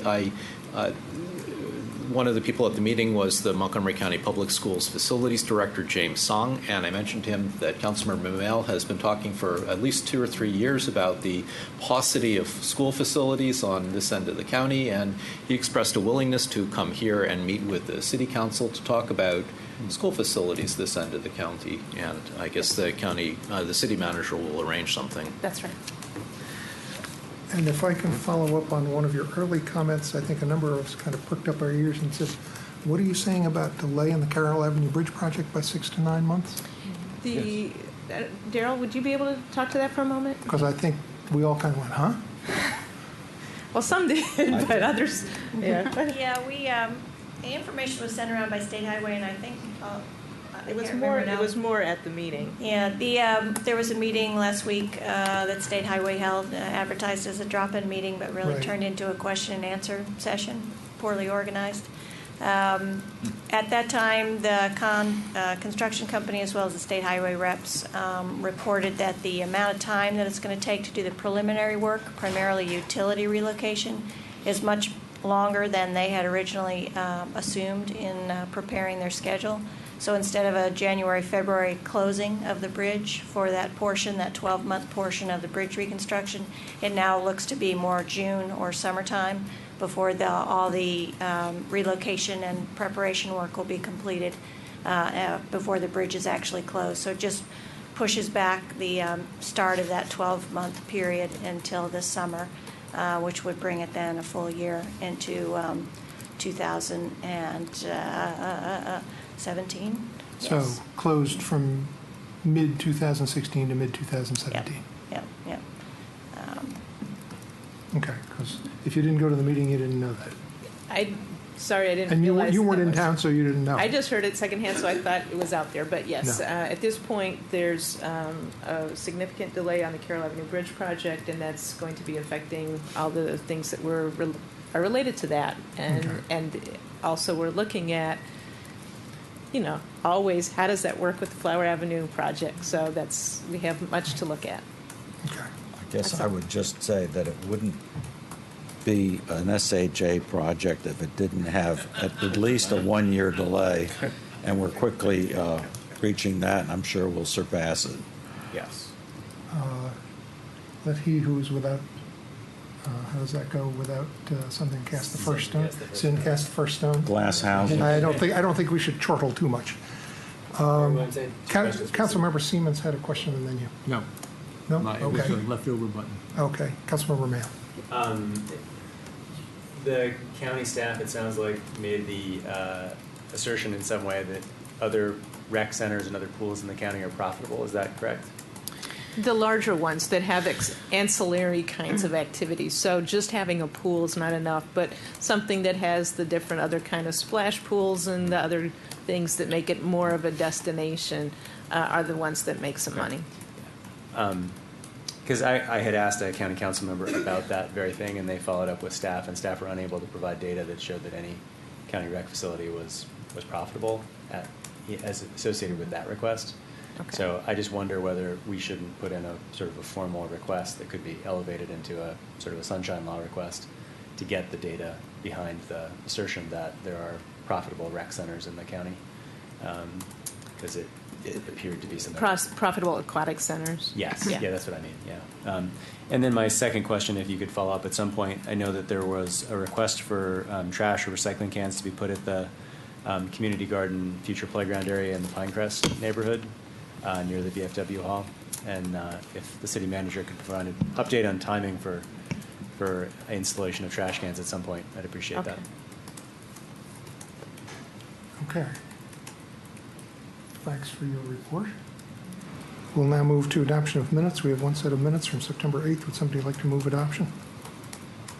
Moved. Do I hear a second? Second. Moved by Councilmember Grimes, second by Councilmember Smith. All those in favor, please say aye. Aye. Aye. Any opposed? Minutes are approved unanimously. We'll now move to work session. And the first item is discussion of requests for traffic calming on Boston Avenue.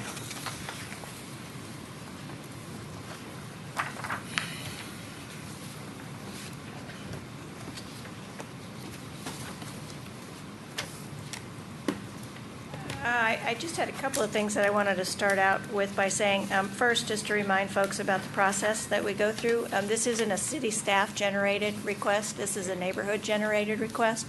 So city staff have not been involved at all in the development of the traffic calming measures. That's the way our program works. The regulations that allow residents to ask for traffic calming measures starts with a petition process, which the neighborhood in this case did, also requires a community meeting, which the neighborhood did, and then moves to this point where we are tonight with the public hearing. And then at that point, the city staff get involved. We have gone out and taken a look at the street in question and spoken a bit with folks who were the main people interested in coordinating this. In this neighborhood, they went through quite a bit of discussion in detail and even provided a map of what they'd like to see. In some cases, that's not necessarily done. So this neighborhood has really gone a long way to talk about what they see as the issues and the potential improvements. As I mentioned to Meg Ryan last week, there were a couple of points that, on first glance, we would be happy to support. The first recommendation was to eliminate the single speed hump in the kind of not quite mid-block that you see if you're looking at that diagram, and instead replace it with 2 speed humps. We share their assertion that having speed humps in closer proximity to the intersections, and actually, if you're familiar at all with that block, you start at Chicago Avenue kind of high, come flat, go down a hill, and then go flat again. So by moving those 2 speed humps to those areas where you're going to have the transition between flat and sloped, you would be more effective than the single speed hump that's there now. So we did share with them that we agreed that 2 would have been better than 1 in this particular case, though we had some slight recommendations as to adjusting it, 50 feet more or less one direction or the other. Their request also included a raised crosswalk, kind of not quite mid-block, but basically to cross the street and enter into the de facto entrance area of the park. We on a staff level have some major concerns about that. Again, for those of you who've never been to that park, if you're looking at it, there is no official entrance to the park in that location. If we were to do a raised crosswalk, we would feel compelled to make that entrance ADA accessible. It is not currently ADA accessible. There is no curb ramp in at that location. So that would raise a lot of red flags for us in putting this raised crosswalk in. I realize the purpose of the raised crosswalk is pedestrian safety, but as soon as you start touching pedestrian features, you need to make sure everything you're connecting to and from is compliant, and in this case, it is not. In addition, it's also on the slope. So raised crosswalks don't work at all on a slope, particularly a slope over 8%. When the City Council recently revised our speed hump guidelines, we emphasized that speed humps were not recommended on streets with slopes more than 8%. In cases where you have raised crosswalks, it's even more dangerous than just a speed hump, because when you're assuming a flat top that's at least 4 feet wide, if not wider, some are 6 feet, making that level means that you're extremely high on one side and extremely low on another, or if not, you're cantilevered the flat top and you're no longer ADA compliant, and it's reflecting that same slope of the street. So we don't recommend the raised crosswalk mid-block because of the slope and because of the lack of compliant access and entrance to that playground. That is not a city playground. That is a park and planning playground. I have not followed up with park and planning to find out if there's any future work that they have intended. I don't know where they currently view the actual entrance for this park. The neighborhood entrance is right there, but as I mentioned, it doesn't have an entranceway. It's just where the sidewalk crosses. So I think those were primarily the comments that we had. We had made some plans to meet tomorrow at 10 o'clock with Meg and a couple of her neighbors to sort of walk this area and look at things like site clearance and potentially adjusting some of the parking areas to provide more visibility.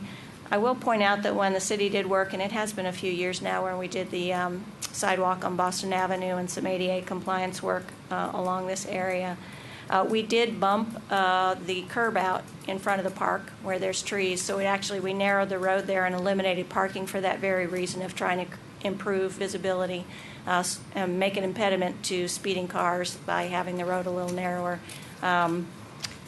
So there was some effort in that regard back a few years. So my guess is that after this meeting tomorrow morning, we may have gelled some new ideas between the neighborhood initiators and city staff to kind of move forward on something that we think will provide them what they're looking for. This street was not looked at for bump outs or chicanes because of the parking. Parking is limited. You already have an area of restricted parking at the playground.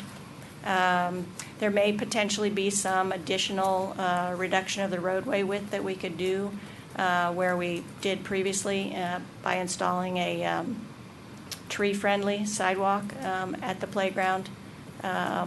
That was one of our first installations of rubber sidewalk pads that were used in a tree zone area to try to provide a sidewalk in an area where we couldn't provide concrete.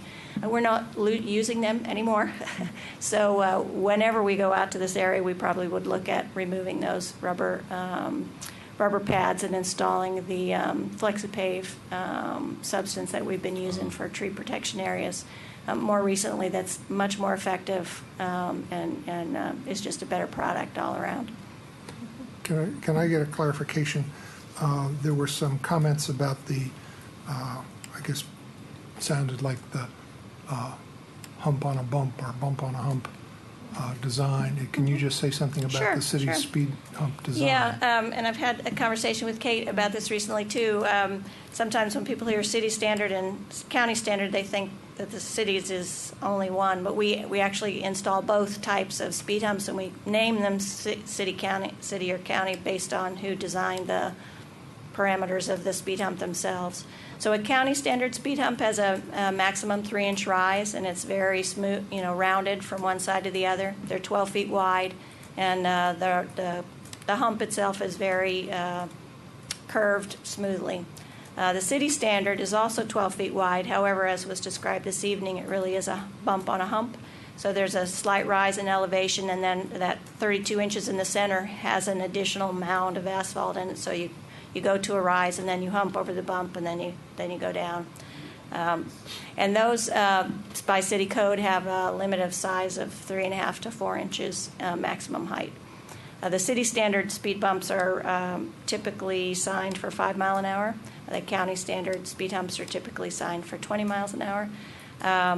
The request of which one to use is generally a neighborhood-driven request. Usually the folks that get together and move forward on the petition process have one in mind, either for the piece of the neighborhood, like I will only sign that if it's this or not that. So sometimes it's a compromise point between the neighbors as they work to decide which type of speed hump they want to get at. And then there's been other neighborhoods where they're adamant that they really want the higher restricted speed. So all of you who've been through this before know that people hang on to and have very strong opinions related to speed humps. So the use of a county or a city standard tends to be a neighborhood request versus a city established proposal. Given the concerns that have been raised about ADA compliance and the county standard being more engineering approved, if city staff were to have to make a recommendation, we would typically recommend the county standard bump versus the city standard bump, just for those reasons. However, we have both available and install either. And one other clarifying question. In terms of the, you're talking about their request and your agreement about removing one and adding two. I know that there's a history of the ordinances that enable neighborhood traffic calming originally being written with specific installations in mind, and when you go back to change those, you have to do a new ordinance that says it's changed.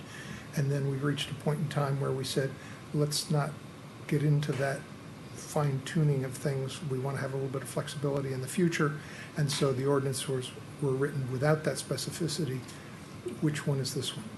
Well, the way the administrative regulations read, and I really wish I could time travel back to understand why, but it says any speed hump that was installed before 2002, basically you can't touch it unless you're doing regular maintenance and it's a street repaving project. It is what it is because the process existed.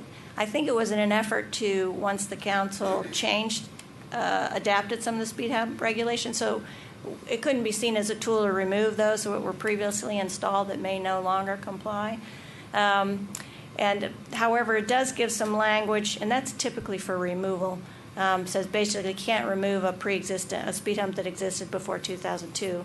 However, later on in the administrative regulations, it gives the city staff permission to alter, remove, or replace any speed hump during regular maintenance at any time.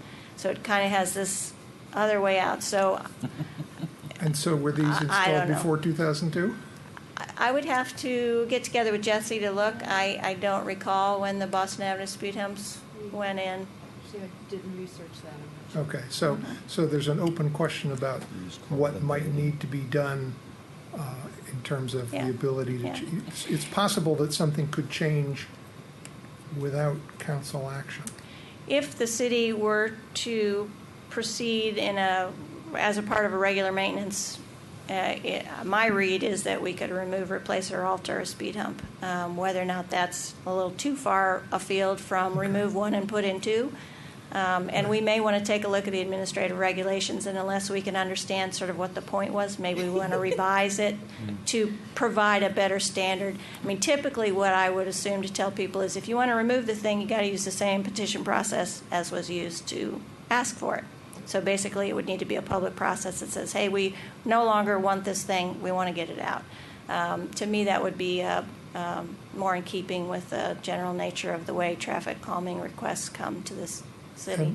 And I'll go with a third clarification, just because that, I thought my second question was going to clarify, and in case instead it muddied.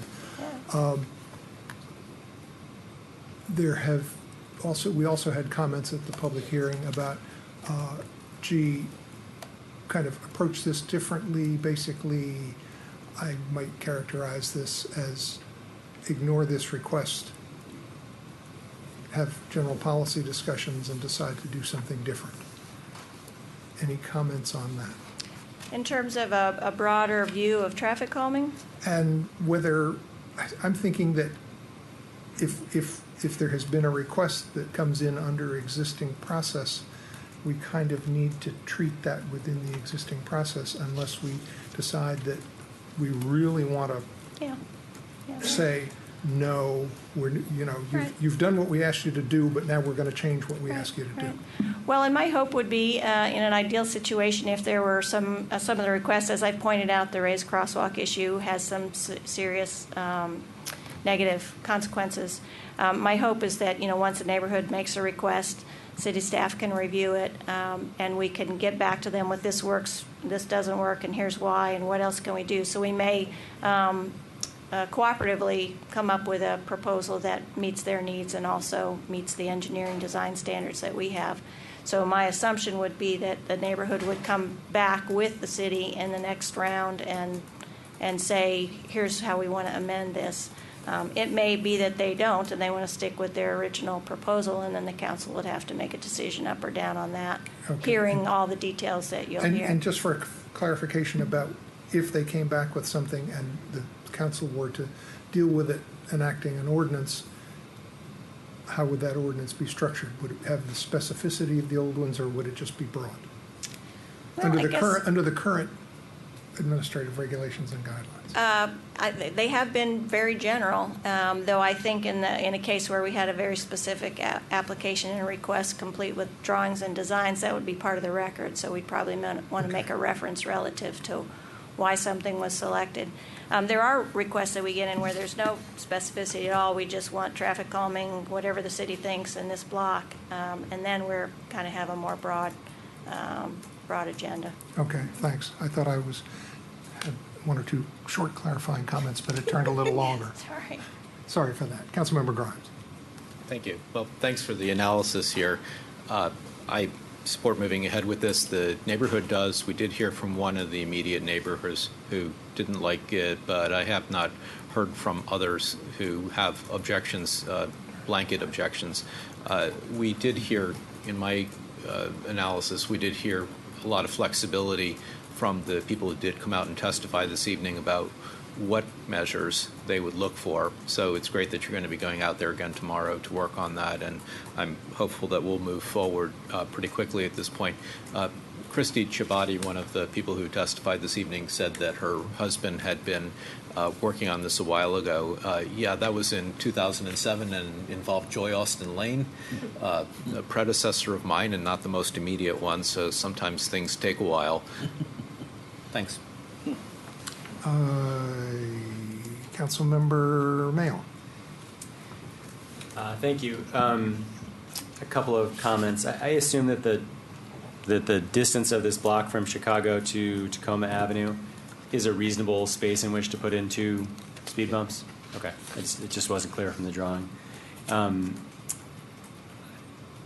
I don't know what city policy is right now with regard to an installation called a barn stance, where you take an intersection of 2 streets, and paint and raise the entire intersection and make it clear that the whole middle space of the intersection is available for pedestrian use. I mention that both because I'm supportive of it in the context of 4-way intersections, but also because I wonder if something like that at this location where they're looking for a clearer space, where essentially you take the whole street and you paint, white crosshatches to it, wouldn't be a way to increase visibility in a very significant way, and especially if it's on a slope for cars going up the hill, to make it clear that that's sort of a pedestrian zone, even more broadly than a crosswalk, and I don't know what the ADA guidelines are with regard to the access from a Barnes Dance like installation, but it may be that creates some flexibility that doesn't that would create options for the city, and that might just be an interesting thing to try to test in a place like this. And then I would just say and compliment past work of the Public Works Department with regard to installations of bump outs at the beginning and end of blocks. And so while that may not have been what neighbors put in writing here, I certainly heard people testify that they were open to things beyond just simply speed humps, and those sorts of bump outs in some form, especially if they're done near an intersection where there is not currently parking, might be a way to achieve some of the traffic calming benefit without actually constraining street parking anymore, since I think is it 25 feet within 25 feet of an intersection? So we've already got zones in which there aren't supposed to be parked cars, and so that might be a place to look at more narrowing possibilities. Thank you. And is the design you were talking about, were you saying for mid-block or in an intersection? I was saying that in general, I support us. Because I think we have those at a couple intersections. Excellent. I can't remember. I'm thinking of Maple and Tulip and Maple and Valley View. Maple and Valley View is a raised pseudo crosswalk. It's a raised crosswalk, yeah. But Tulip, yeah. But I was speaking of it in mid-block. Okay. Speaking about both. Okay. Councilmember Schultz. I have no comment on the proposal for Boston Avenue, but as I started to do earlier, wanted to react to something that our resident, Mike Johnson, spoke about in regard to his objection to the idea of a bump on a hump. And of course, this is nothing that we haven't heard before, but it is a problem for people who have difficult problems with their back or their neck or anything of that sort. And particularly, I think Pat Lovelace has talked about that at one time, and my wife, who's had 4 back surgeries, has also had trouble with that. And I think it's something we need to take into account, but partly because what we end up with is what I would call a variety of speed humps in the city.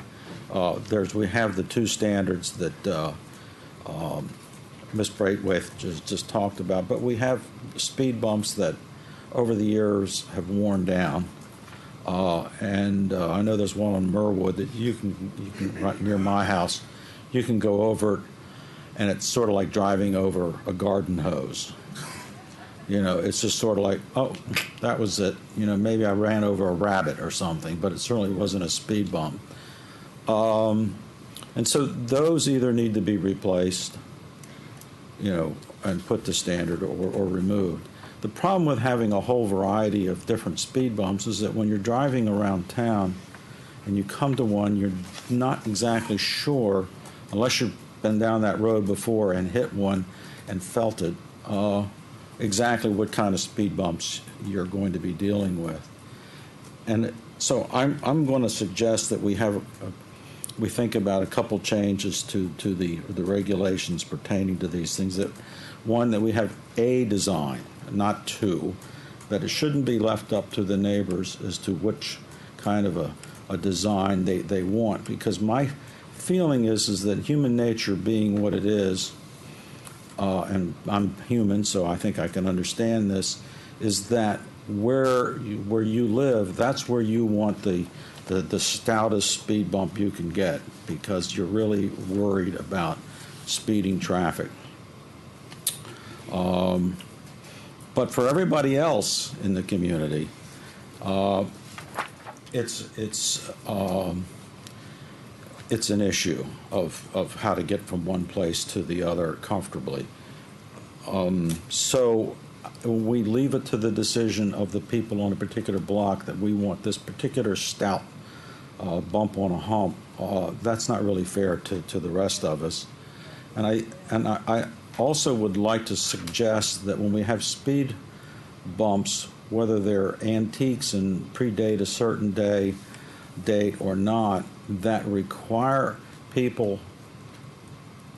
most people, to virtually stop, even at 5 miles per hour or less than 5 miles per hour, to ease over it, then I think we've gone too far. And I think what we might want as the standard is to say that a minimum speed limit in the city should be 10 miles an hour, that at no place should somebody, unless it's literally a stop sign or a crosswalk that says, if there's pedestrians in this crosswalk, you have to stop, is that 10 miles an hour is a reasonable expectation of getting traffic to slow down to protect the safety of everybody in the vicinity and even the perceived sense of speed.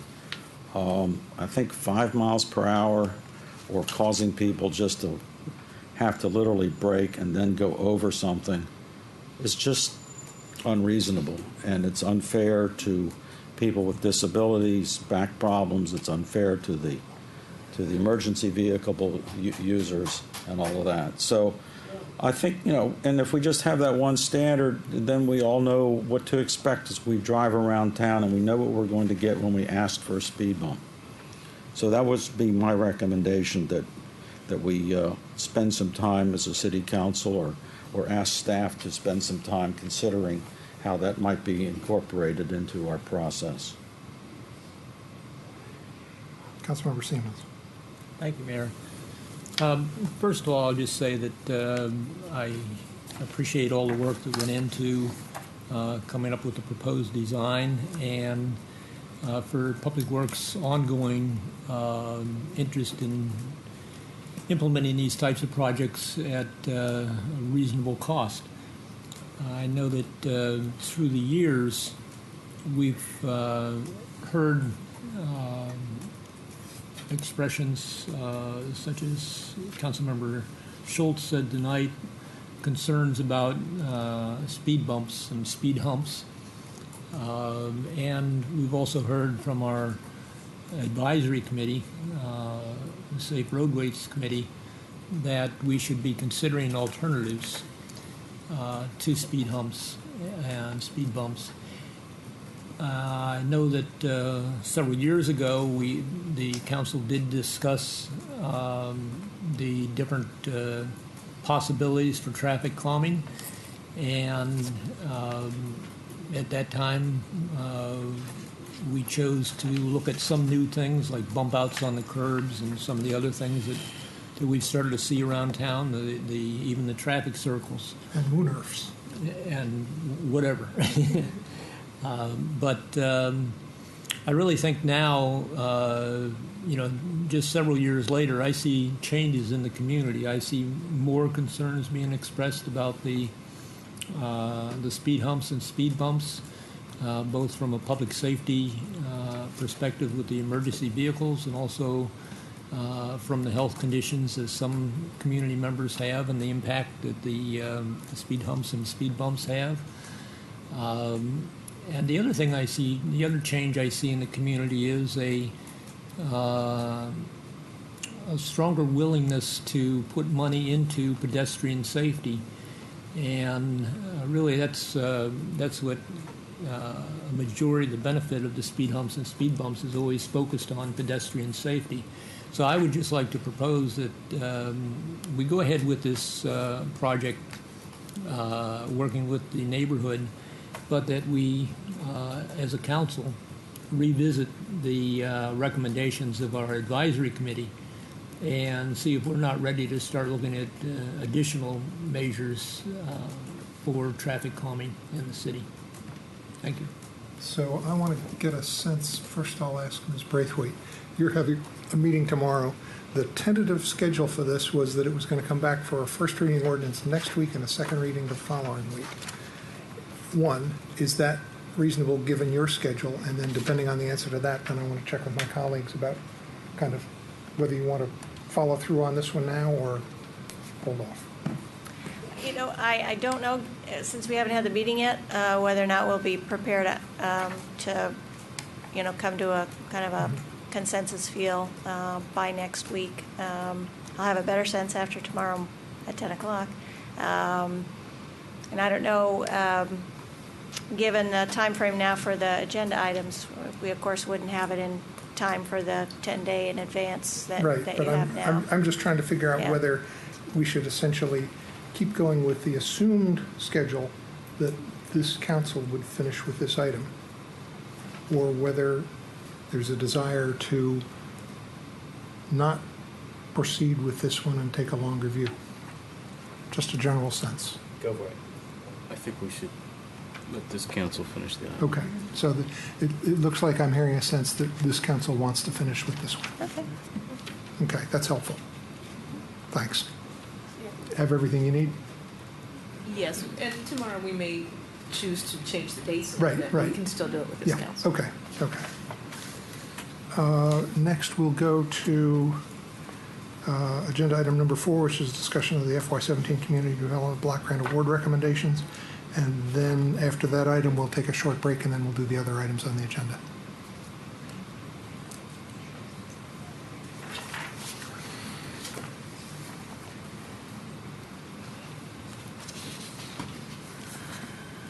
Good evening.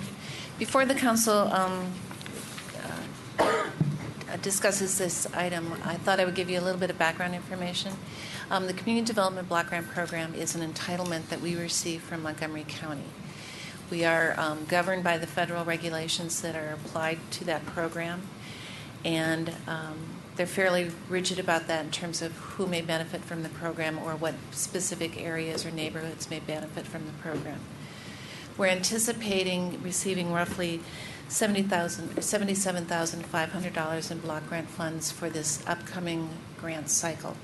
That number floats. It could be higher, it could be lower, but that's what we're working on right now. And who determines that number, the federal government or the county? Who determines the number? That we It's all receive? it's all based on a formula. So Okay. the more affluent the county becomes and the population of income qualified people reduces, the less of an entitlement dollar amount you get. Okay. So we're anticipating about $78,000. Of that amount, 15% can go towards what are called public service projects. Those are the projects that we received applications for during this funding cycle and that were reviewed by the Grants Review Committee. The balance can be used on capital projects. We did not receive any applications for that, and going through the list of capital improvement projects that are planned for the upcoming year, staff would recommend that the capital funds be dedicated for the Flower Avenue, Green Street, for a variety of streetscape improvements, ADA eligibility projects that would fall within that category. You can spend more on capital projects, but you can never than 85%, but you cannot spend or dedicate more than 15% of your allocation for public service projects. Okay. Whatever action is direction is provided by the council this evening, we will take that, translate it into a resolution that you would act on later in the month, and that recommendation would go to the county council, who makes the final decision in terms of which projects are funded. Historically, they've just approved everything that you've endorsed. Okay, thanks.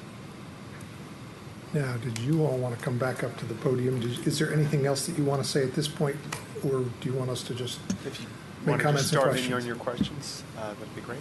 Okay. I'll start with a question. When I was looking at the recommendations and the backup material behind them, the question I had was, did you have any discussion about the fact that the information provided by CHEER showed that most of their money was going to be going to salaries, and the other two projects had basically direct benefit? We did. CHEER's budget was, yes, heavily tilted towards salaries. The execution of their project relies heavily on staffing as opposed to goods, services as opposed to goods. The nature of what they do relies heavily on consulting and community empowerment, less so on books, supplies, things like that. We did It was just, when I looked at that, I just found myself. We also looked at the rates of all the people that are paid under this grant proposal. We looked at what they're paid per hour, and they fell well in line with what is in norm in the industry. Okay. I'll just say that as I looked at this, I tended to find myself leaning more toward projects that had direct benefit. Councilmember Grimes. Thank you. Thank you again for the presentation. My inclination is to support the committee's recommendations as they stand. I will say about the Village of Tacoma Park request, actually a question for the city manager. Has the city's lifelong Tacoma coordinator, Karen Marichaux, looked into other sources of funding or in-kind assistance for the population that we're talking about here, perhaps from Montgomery County, or funding from social sources of some service source? Sorry, I'm not sure. Slurred that one, but anyway. I'm not sure exactly what she's looked at in terms of sources. This has certainly been a topic of interest of hers. One of the things that she's intending on trying to get a sense of from the Lifelong Tacoma Day is also some demand and the level of assistance that some of the folks might need related to this. She certainly has been looking at a variety of funding sources, but I don't know about this specifically. I would have to find out. A lot of people, I shouldn't say a lot, I'd speculate that some people won't come forward unless there is a program. In other words, they're not going to ask for it, but they'll come forward for it if it exists. Right, I appreciate that, and as does she. There is an activity at the Lifelong Tacoma Day to try to address some of that, to see and have some discussion about it. But I certainly appreciate that it is one of those things that people don't necessarily volunteer the information. If there's any kind of mechanism for finding out who people in the community are who might benefit from this from other data sources or agencies, then she would know where to look. That's right. I'll have to find out some more information. Councilmember Grimes, I did want to point out with regards to that application from the Village of Tacoma, it definitely falls within the guidelines, very strict guidelines set out by the CDBG application guidelines. I'm sorry, it falls within the parameters of it. However, the application, the budget was very specific. It had one line for the project. There was no contingency. If there were partial funding, and we just we went through this a few months ago. The difficulty that the grants committee has in dealing with applications in a fair and even-handed manner. Should you be sending follow-up questions, interviewing, and all of that? And I appreciate the difficult job that you have trying to be fair and even-handed. With the CDBG, though, we're strapped in ways outside of the city's own guidelines. Mm-hmm. We're just subject to the CDBG guidelines as well. And for instance, with the CHEER proposal, it was, we knew that CHEER would select a housing complex that would fall within the parameters of CDBG guidelines because they would not receive the funds. Would they not select a second housing complex that would fall within their guidelines of low-income housing? So we knew, given their history of carrying out past applications, past proposals, and the CDBG, the very specific, clear guidelines, that we knew they would do what is outlined in the guidelines, where we did not see a contingency plan from Village of Tacoma for a partial funding, and we could not give them the entire amount. Well, thank you. You're welcome. Councilmember Siemens. Thank you, Mayor, and thank you for all your work on this. I know these typically aren't easy decisions to make, but fortunately this year you didn't have a long list of applicants, so it made your job a little bit easier. Unfortunately, you didn't have a long list of applicants, which we did see with the city grant program. And that kind of puzzles me as far as why organizations weren't as apt to apply for the CDBG money. I would certainly like to see that expand in the future. In reference to Mayor Williams' comments, I know that it's very hard to get operational money for nonprofits, and so it doesn't surprise me that that SCHEER is looking for CDBG money for salaries. Quite often, programs that donate money to nonprofits want to see that money earmarked for services or for output rather than for the money it really takes to run organizations. But it's critical that they have that money, so it doesn't surprise me, and I'm glad that we were able to do that for organizations such as SCHEER. So I support your recommendations this year. I'm really disappointed we can't do something for the village of Tacoma Park. Really disappointed we don't see some of the other programs in the city that are in need of funds, and I hope that we're able to do, we and not you, but hope we're able to do better outreach next year so that we see more organizations proposing their programs and making your job a little harder.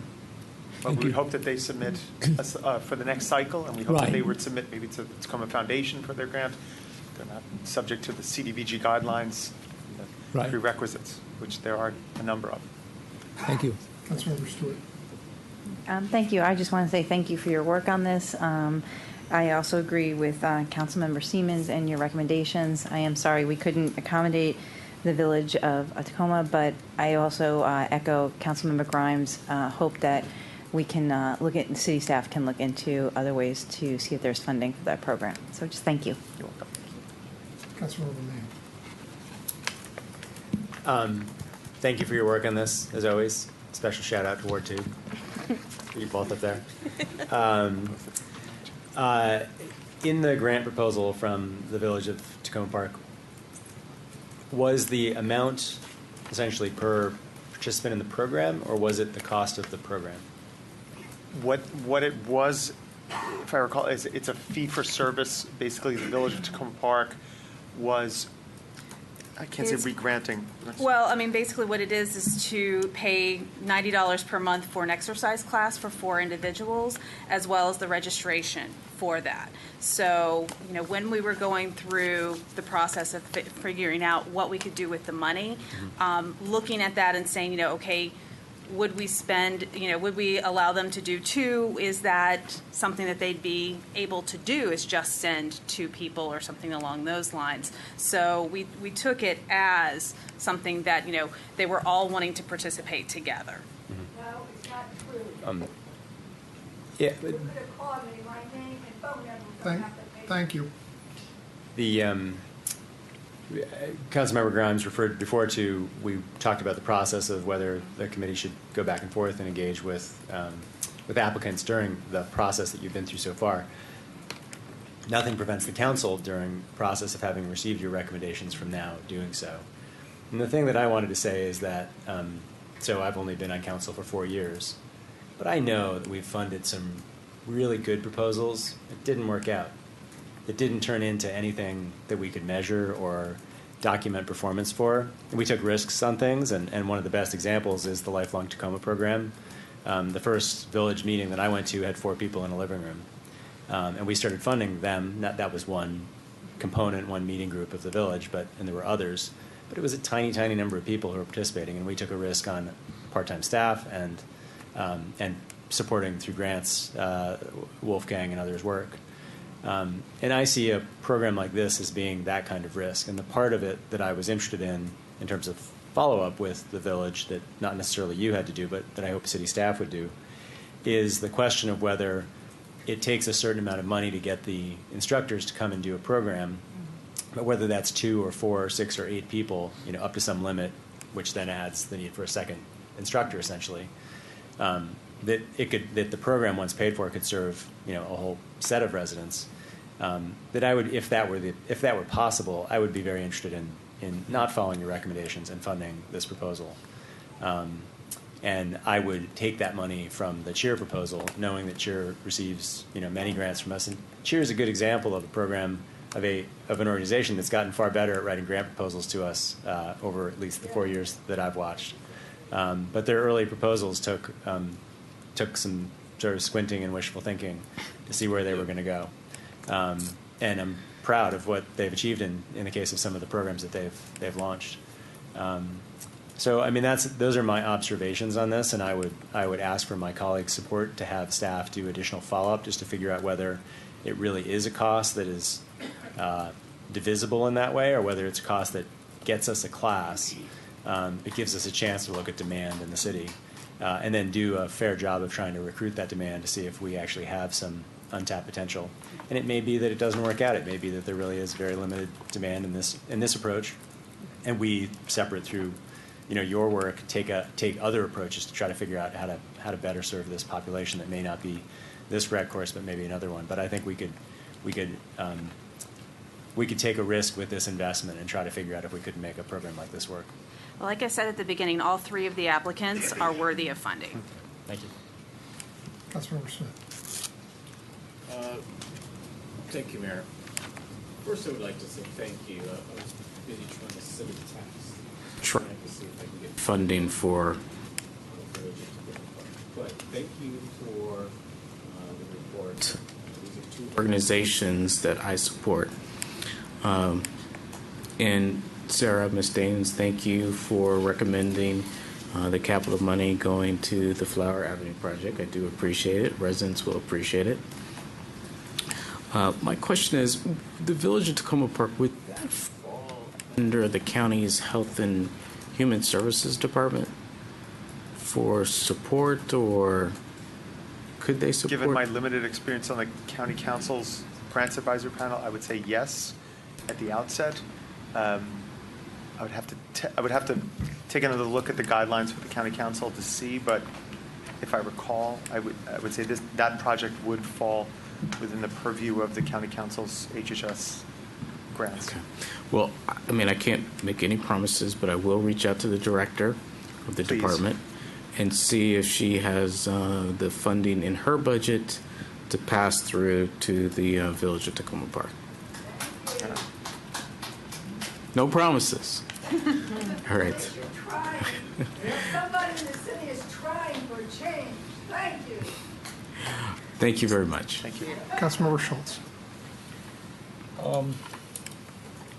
I guess, first of all, thanks. This is like it needs the wisdom of Solomon sometimes to be able to make these decisions, and so I appreciate the difficulties. But I guess I'm still a little confused about this because you describe. Well, I guess you get to that if you were in a position to say this and you're not, to the village as a consultant to them, let's say, what would you tell them about how their application should have been written or could have been written differently to improve its chances? I mean, is that something you can say? I think that's something that you said at the last council meeting where we were, that we weren't supposed to do that. Yeah, I know you are. Okay, if we were. Hypothesizing. Yeah, thank you. That's what I'm trying to do here, because that's not so much to help them as it is to help me figure out how you got to your decision. Understanding that not every organization has a full-time development officer I would try to go back to the guidelines, and it does say specifically submit a contingency based on partial funding, which was not there, and that was not the. I mean, so it falls specifically within the guidelines. It says specifically, it says serve. Here we go. Help people with special needs achieve better access to and use of existing services.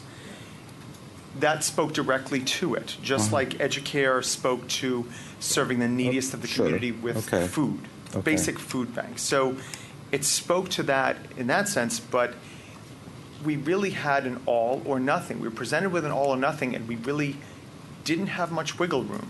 It Mhm. was all or nothing. And that's where we were So stuck. the village's application was saying, to your belief, that if it was just 3 people that participated, that it wouldn't have been a successful program because they would not be able to find, say, an instructor who would be willing to do it. I'd say. Is that what that was? Is that? Well, we am have the I- applications in front of us, but Sure, but what would really help is in the additional budget information, if required, in the narrative portion of the budget, more detail there is definitely helpful to explain, okay, this is why we need this, and this Right. is what we can do if we don't have this piece, but we have this piece. Right, right. So you're really constrained by the guidelines that you didn't write and we didn't write, the city didn't Right. write. It's Uncle Sam that wrote these guidelines. Is that what you're saying? for the most part, yes. Because I'm inclined to concur with Councilmember Mail's views on this, in that it seems to me that the relatively small amount of money that we're working with here, we have an organization like CHEER that has great versatility in finding funding and has proven itself. That's why it's endured and thrived and been so successful over the years. And here we have something that looks like it might be almost the equivalent of a seed grant.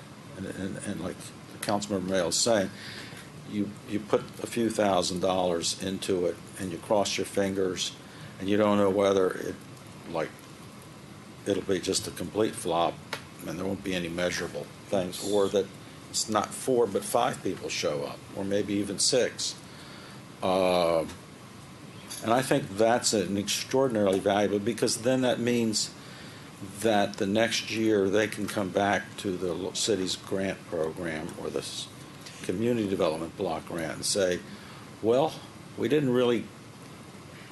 things didn't work out like we had actually thought, but in fact things turned out differently, and it's just as well. And so therefore we've got this little mini track record to run on, and we can show to you now that we got more information to share, more knowledge and experience.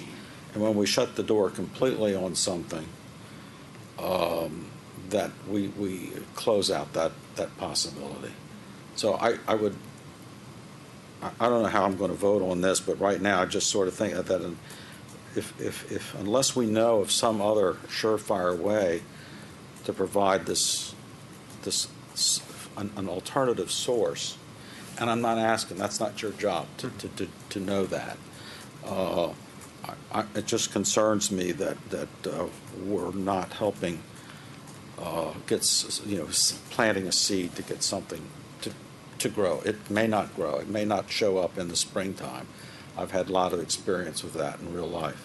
Well, we did talk about in panel, is there a way, again, not because we're tasked with not contacting the organization at this point, not contacting the organization, Right. asking for follow-up, Yeah. going back and forth. We did talk, well, is it possible, can we provide the city's shuttle bus at least to get these people to a class that's already being offered, either in Tacoma Park or in the very I near. appreciate you're even going that far. We really thought this was a good proposal, but we just were hamstrung by the guidelines set Well, out by CDBG. It wasn't necessarily the guidelines, it was the limited amount of funding. Well, I mean, if they had- follow. I mean, if we had the $30,000, it would have been an easy yes. But We the could have funded them application fully. itself is fundable. Yeah. It's just we were looking to find how we could fund the money, with the. Are you saying that if they had asked for more money, they would? Oh, no.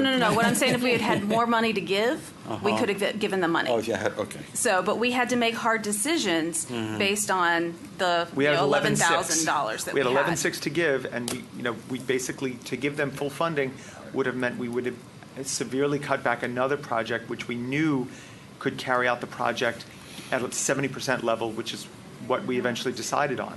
Okay, thank you. But again, I have any other strongly questions? urge to Tacoma Foundation and the next cycle, which is not CDBG.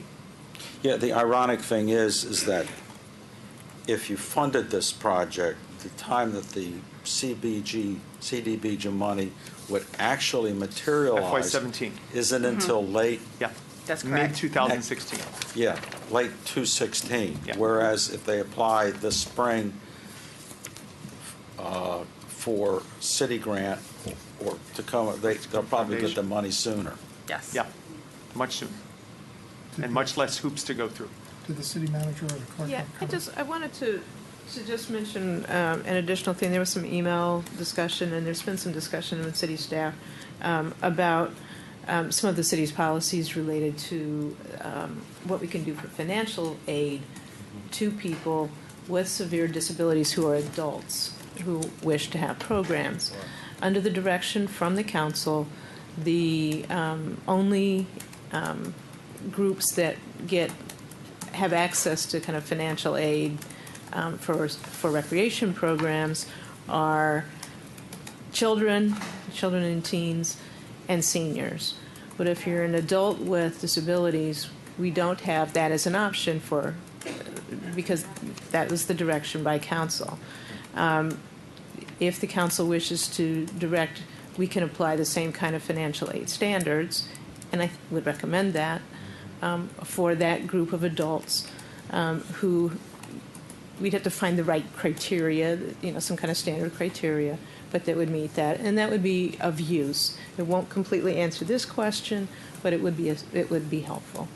And it's something that, with some direction from the council, could happen relatively quickly. Yes. And my sense was from the emails going around today that the council was in concurrence that we wanted to do that. And I'll just double check and make sure that's the case. Yes. So we would like to change those standards so that there's some criteria that can be applied and that funding can be available. Okay. Do we need an action for that? Maybe just a clear, is there consensus on this? Yes. Yeah. Yes, Okay. there is. Okay. Thanks very much. So we will do that. So, Councilmember Siemens, did you have something else? I was just going to ask that if this does come back with Councilmember Mayo's proposal, that we get a record of all three of the organizations and how much money that the city has previously given to those organizations over the past half dozen years. I think that's possible. So I want to get a sense of whether people want to go with the committee's recommendation or with what I'll characterize as full funding for the third proposal and proportional funding of the remaining pieces for the other two that the committee recommended. Is that what you were proposing? That's what I was proposing. I was proposing that the city staff follow up with that one question first, of whether we could make is it $4,800 was the full request? Whether we could make a $4,800 grant to pay for the program instructor, regardless of up to a limit the number of students. That's the one piece of information that I'm missing. But if we assume that was the case, then yes, Mayor, what you just described was what I was proposing. So I just want to get a sense of where people are, because there was a little back and forth, and some people said support for certain things, and I just want to get a sense of, on those two proposals, who was in favor of going forward with the committee recommendation. Yeah. Going forward with the committee recommendation with the full funding. With the 70% funding for the first two organizations, no funding to the third organization. And the alternative is where I'm is the with the caveat that Councilmember Mayo just described, with the more than likely full funding for the third organization, and then divvying up the remainder among the other two, or was it? Did you say pulling it from cheer? He said pulling it from cheer. I would pull it from cheer. Okay, so I was trying to characterize what you said. I just have a question. Maybe this is why Ms. Daines got into the podium, but under the guidelines is what Councilmember Mayo suggesting possible under the funding guidelines? You can, all three of the projects, as was represented in the presentation, were eligible for funding through the Community Development Block Grant Program, and all were rated very highly. I think one of the challenges was with the smaller application, the amount of dollars per individual benefit was much significantly higher than it was for the others. So there's at the risk of being crude, a bigger bang for your buck. You can allocate the resources however the council deems to be appropriate because they all do fit within the general program guidelines. You just can't give out more money than we have available. I think, sorry, I wasn't being clear.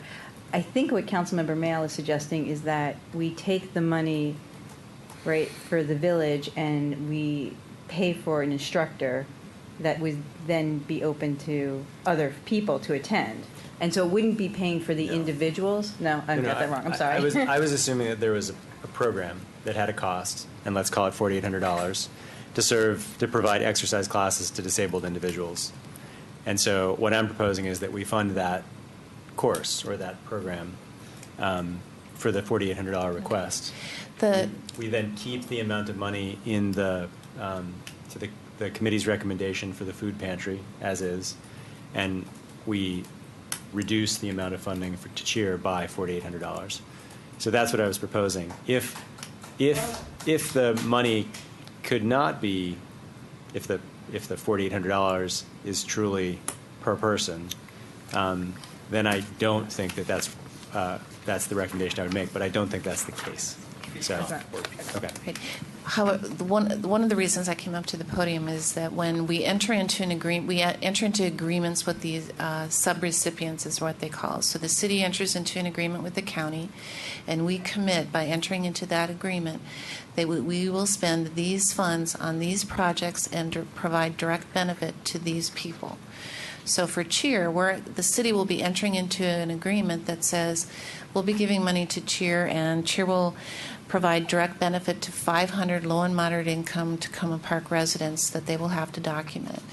If we don't meet those goals, then the money is not dispersed to us, nor is it dispersed to the subrecipients.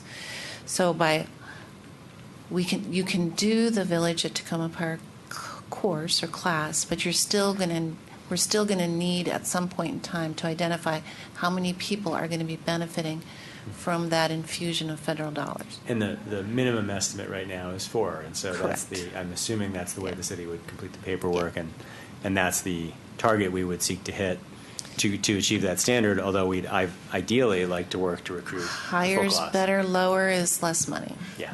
Yeah. And then funds that we do not, that are not drawn down by either the city or the subrecipient because the project has not been as expensive or they haven't met their low and moderate income requirements.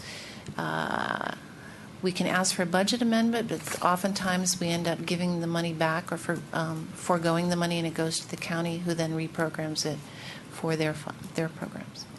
And just the history on that, there was a long period where we reprogrammed multiple times, and the county basically put their foot down and said, kind of as a general guideline, no reprogramming or very little reprogramming, use it or lose it. I'm not familiar with that. I do know that we were like years and years and years behind when I first started working here in terms of asking for extensions. So the general policy and the way the county has been dealing with it over the last few years has been, it's for the project that you get allocated for. If that doesn't work, we take it back and reprogram it. And they're very serious about that. I've tried. So, Councilmember Siemens, you had another comment. Yes, actually two. One is on the most recent discussion. The number of people that may be affected, I think we would also have to check with CHEER or the other organization if we're going to decrease the amount of money, if that decreases the number of affected people. So we're going to add 4 maybe, or whatever the number is. How many is the other project going to be decreased by decreasing the funding? Typically what we do is if the grant request is not as specific for books and all of that stuff, if an applicant gets 70% of funding, then we would drop down the low and moderate income benefit by an equal proportion. Okay. So if CHEER, for example, had 100% funding, they would be held to 500 low and moderate income people benefiting. Because they may not, it would drop accordingly. And I appreciate Councilmember Mayle's suggestion. although I'm not prepared tonight to support that without knowing a little bit more information. Councilmember Mayo said that, well, we've given a lot of money in the past to cheer, but my recollection is we've also given a lot of money in the past to the Tacoma Park food pantry, and that's why I had asked for that information, was so that we could see where things balance out and then make the decision on We where can the money would provide you come the money from. for Educare. Yeah. The other thing to keep in mind is that the amount of funding that's available through the Black Grant program is still pretty fluid. I continue to get new and different information from my counterpart at the county as far as the agreements and a variety of things. If between now and the 29th of October, when the resolution is presented to the council, that number may change, and we can go with it accordingly in terms of making some assumptions regarding the council's what appears to me as being a strong desire to fund the smaller program, possibly at 100%, and the larger two proposals at a lesser percent as recommended by the committee. But that got amended to be. So if to take the whatever it is, 4,800 from the cheer proposal, but to leave the food pantry one at the 70%. You could do grants committee recommendation, fund the Village of Tacoma at what they're requesting and reduce the amount from the cheer allocation, or if the amount that's going to be available for public service projects changes and hopefully goes up, give the increase to the Village of Tacoma Park and reduce. We could figure out some way of funding. It's a little bit fluid, but I want to make sure that we get general sense of direction. And there's additional comments, Councilmember Smith and then Councilmember Grimes. Thank you, Mayor. I would just like to say that the current list of report recommendations the recommendation that the committee made, that's what I support. Ms. Daines, how does the county look at when our recommendations before them, and we are funding a program, let's say 4 people, 5, I don't know the number, and we've reduced another program, say, 70% of 500. Does the county look into that? Do they ask questions about why are you guys funding this over that, or is it just here's what we want to do, this is up to you guys, you can do whatever? Officially, no, they do not ask that. Generally, unless it's way out of, unless it's extraordinarily high per dollars per individual benefited, it's a local discretion. Okay. All right, thank you. Councilmember Grimes. Thank you. We're in an unfortunate situation where food insecurity doesn't go away year on year. We can put money into it, but that helps sustain people, but it hasn't solved problems locally. Similarly, we hear over and over, sometimes it's new buildings, sometimes it's recurrences in buildings where there have been problems in the past, about issues with people who are renters, or perhaps, not perhaps, we're talking about CDBG money here, who are lower income scales, and their needs are ongoing year to year. It might, if it's in a good situation, people are going to cycle through these programs, and we're going to see new people who have new needs, while other people might have graduated out. That's highly optimistic. In any case, the needs are ongoing. My preference remains to go with the Grant Committee's recommendations to fully fund CHEER and Educare, but I would add to that a secondary proposal, which is I said something like this a few minutes ago, to ask Ms. Marichaux. We have 3 weeks and 3 days between now and October 29th to spend some time investigating alternative sources of funding, especially from Montgomery County, for the proposal from the Village of Tacoma Park, and then in addition to come back to us with a report on demand that might have arisen at the Lifelong Tacoma Day that's coming up, or through other investigation that she might do, so we can get a better feel for, as Councilmember Mayo was saying, there could be more than 4 people, whether there would be more than 4 people that would more fully or put a different sense of the justification of the spending on the other program that we are not having proposed for funding from the Grants Committee. So ask Ms. Marichaux to look into alternative funding sources or alternative programs that people here in Tacoma Park could use from Montgomery County Recreation, and to quantify the demand a little bit better if she can. Councilmember Schultz. I noticed in looking at Cheer's proposal that 500 is a very round number, and that the number of residents to be at or below low income is also a very round number of 350 and all of that. So I suspect that these are estimates rather than actual. Especially since, right, they are estimates because only one of the residences has been identified at this time. The other one will be TBD. So it might be that they'll get to 478. They might go over 500. But if it turned out to be, a good 10% less than that, doesn't mean the program wouldn't be successful. But on the other hand, with the Village of Tacoma Park, on the first hand, we don't know who these people are. They're just residents, and we know that they live at these addresses. That's all we know. But with the Village of Tacoma Park proposal, we're talking about individuals who have names, and we know that they have these disabilities, and they know that this is something that they want to have access to and that they will participate in it. And to me, that counts for something, because you don't really have to do any estimating. You're dealing with actual folks. And that seems like a value that's worth thinking about.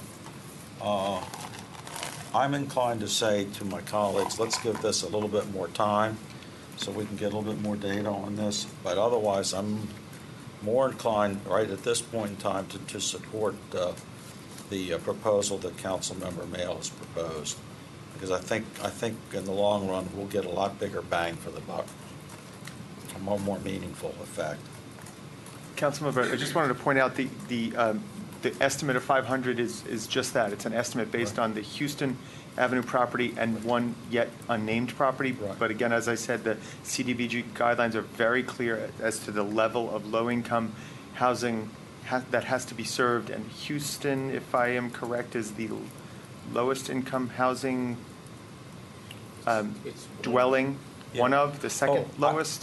Don't get me wrong. I don't doubt that these people all will fit into those income brackets. Okay.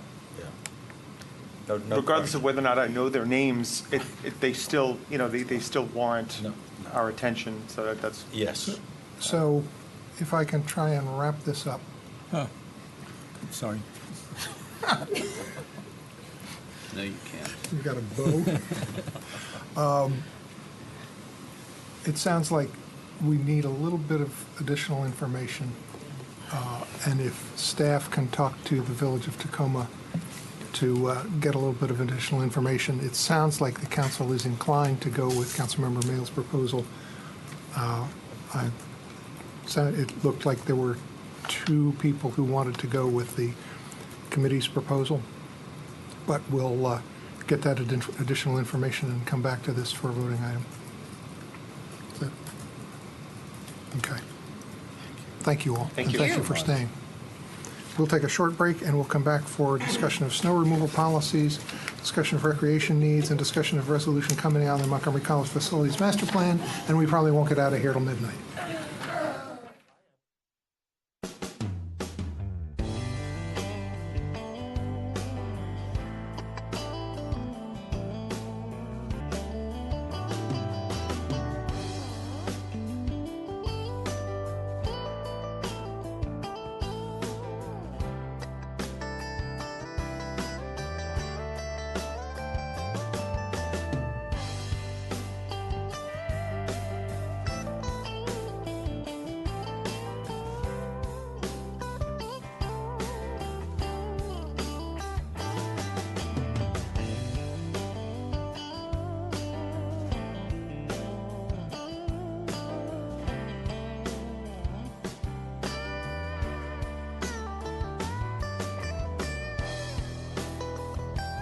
snow removal policies and procedures. I've got a good hour-long presentation on this. The discussion of snow removal policies and procedures has come before you several times. There was a fairly significant discussion on October 13th of 2014, just about a year ago. And then again, the council had a meeting on January 5th of 2015 where there were some straw polls taken on a number of the provisions that you'll see before you. The main recommendation that came out of that discussion was that snow be cleared from sidewalks throughout a storm. If snow accumulates overnight, snow is to be cleared by 8 a.m. If snow accumulates during the day, it is to be cleared by 9 p.m. Our current law is that snow should be removed by 7 p.m. of the day on which it has fallen, or by the end of 4 hours of daylight after the fall, whichever is later, which makes people's eyes cross each time they read it. So it's hard to communicate. And that for commercial properties, the sidewalks in front of commercial establishments shall be free of snow between 9 a.m. and 5 p.m., before and after they can have snow. In practice, it's difficult to enforce snow removal on the first day of a storm. It just is. The county law in Montgomery County says snow should be removed 24 hours after snowfall. Nevertheless, residents still need to get to school, work, have emergency access, and go shopping. The Safe Roadways Committee has made several presentations encouraging greater attention to sidewalk clearing.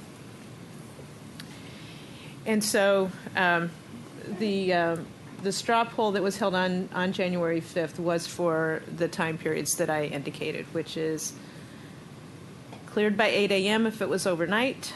If it's during the day, to be cleared by the end of the day, 9 p.m.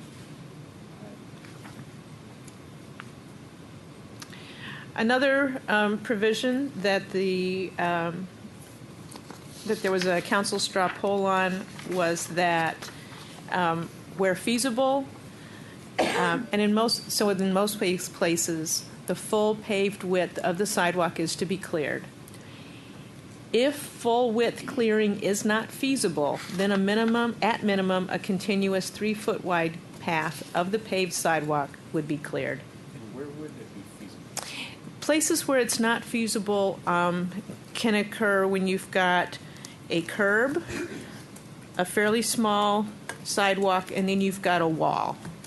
You've got a retaining wall or that kind of thing, where your only option is to throw it into the street or to pack it up against the wall.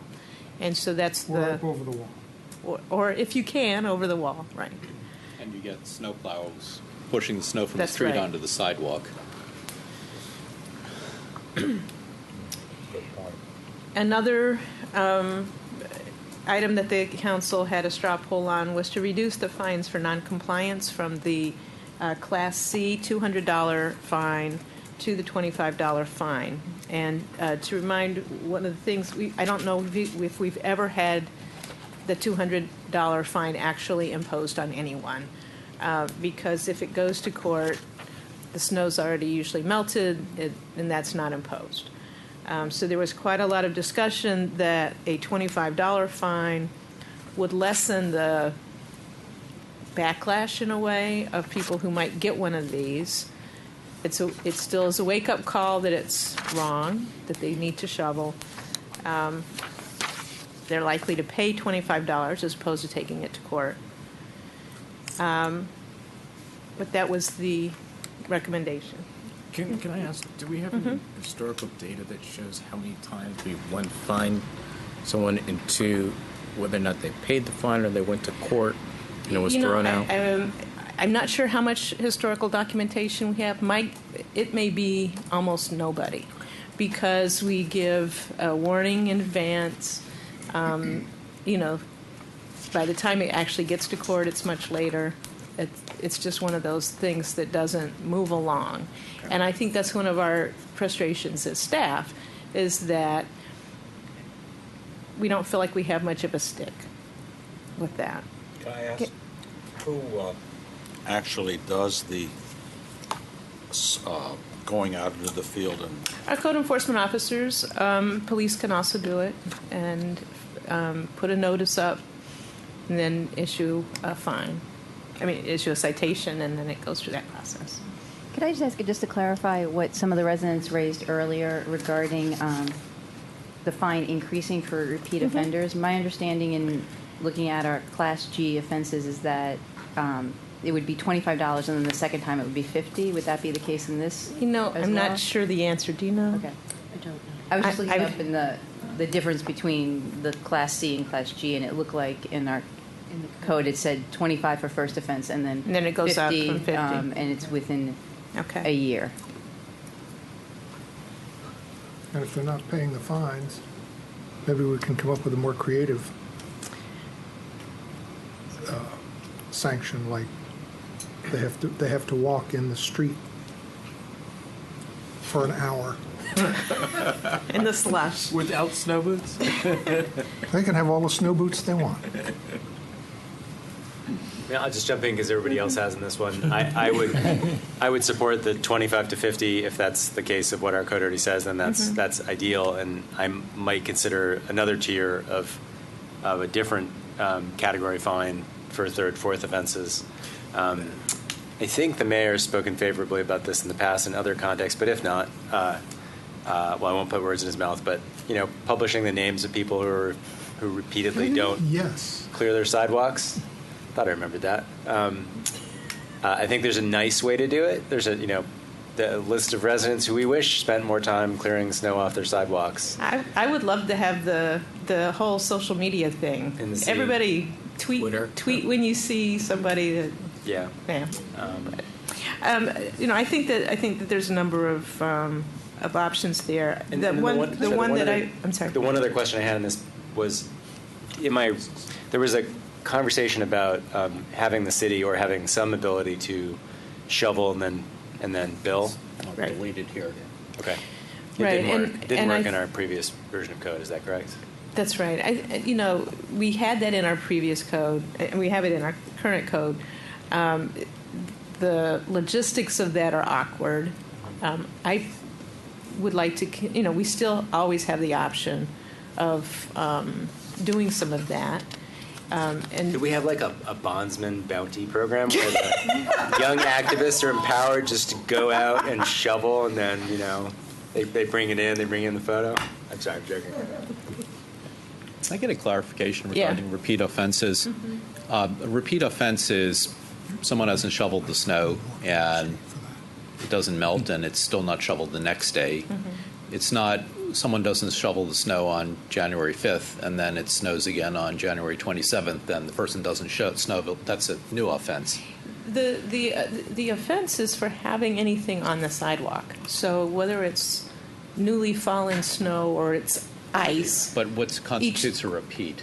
It could be the next day. Storm, no, in our city code it day. says 1 year to be a repeat, unless otherwise specified. So I don't know how we want to specify it here. So if it's two different snowstorms separated by a melt, then that constitutes a repeat. Well, speaking as an unless we specify it here, I would imagine. Let's hypothesize that I have a criminal mind here and I have a sidewalk, neither of which is true, by the way.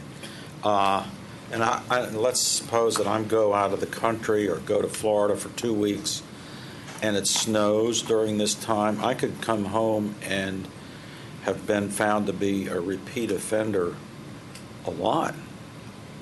It could really add up because I wasn't there to shovel the public sidewalk.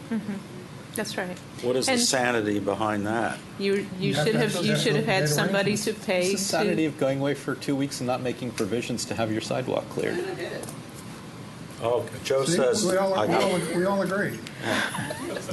You heard us. Well, I'm agreeing that crime doesn't pay. Well, I'm hoping it does.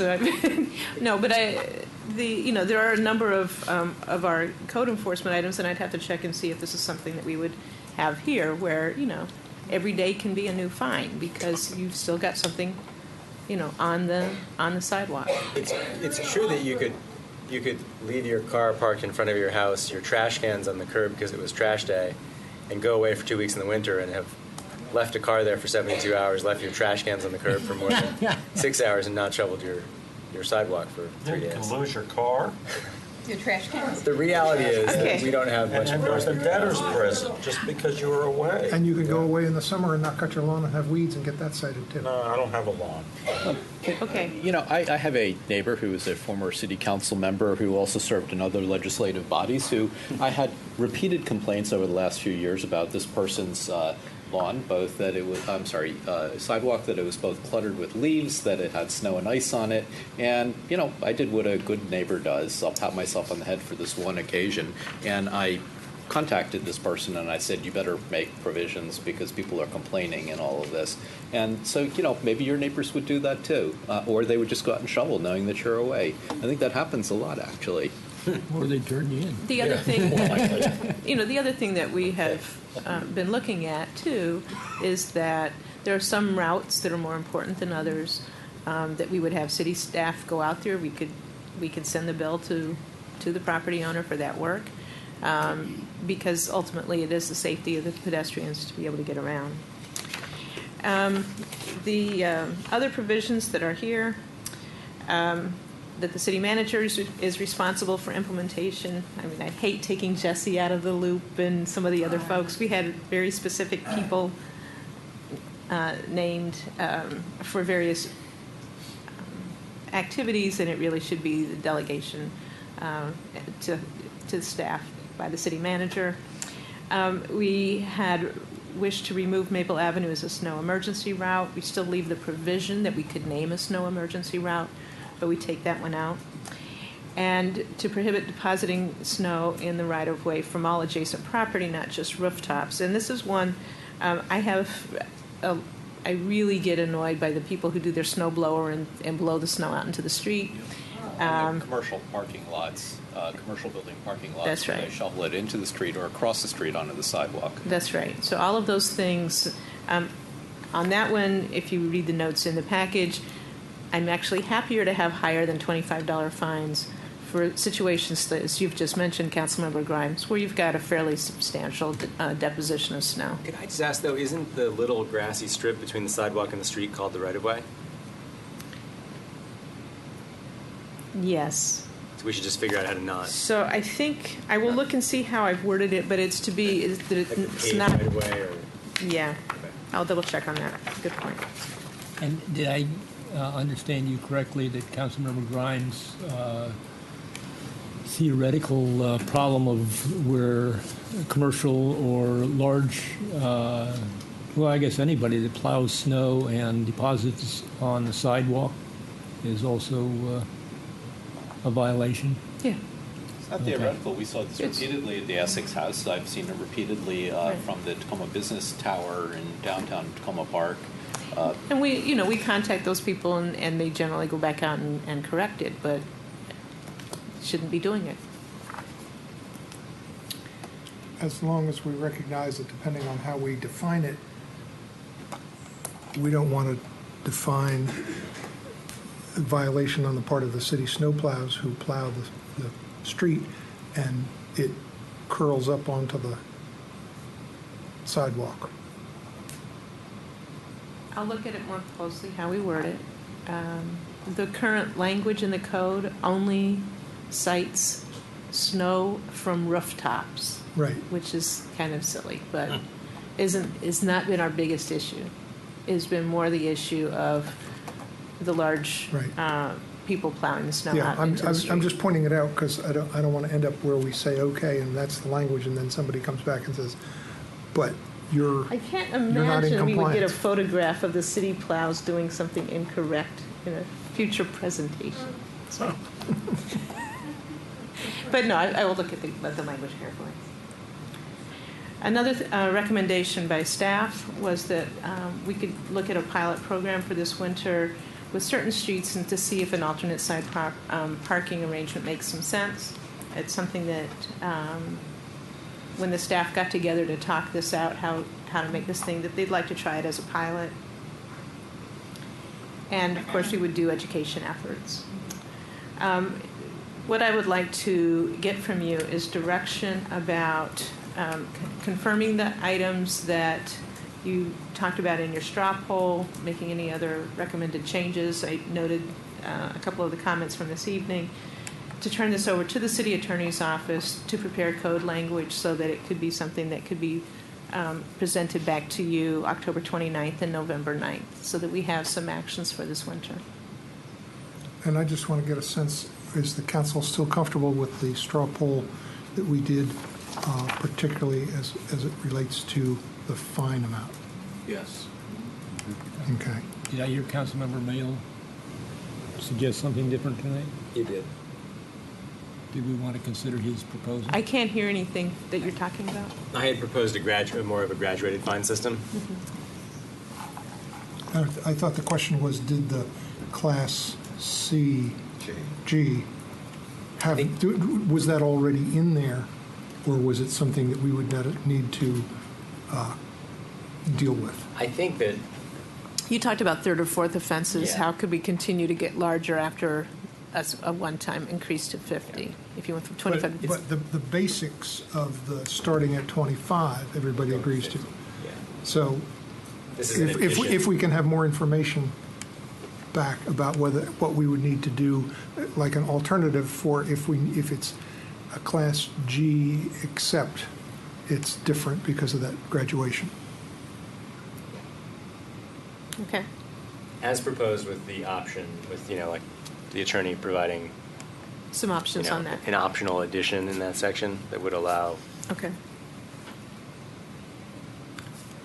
And as long as Councilmember Grimes was calling out one situation, noticing somebody who's still here at 10:23 this evening, I'll say that Jay Keller, who's sitting over there, is my good neighbor, and he and the neighbor on the other side seem to always fight it out as to who will shovel our public sidewalk first.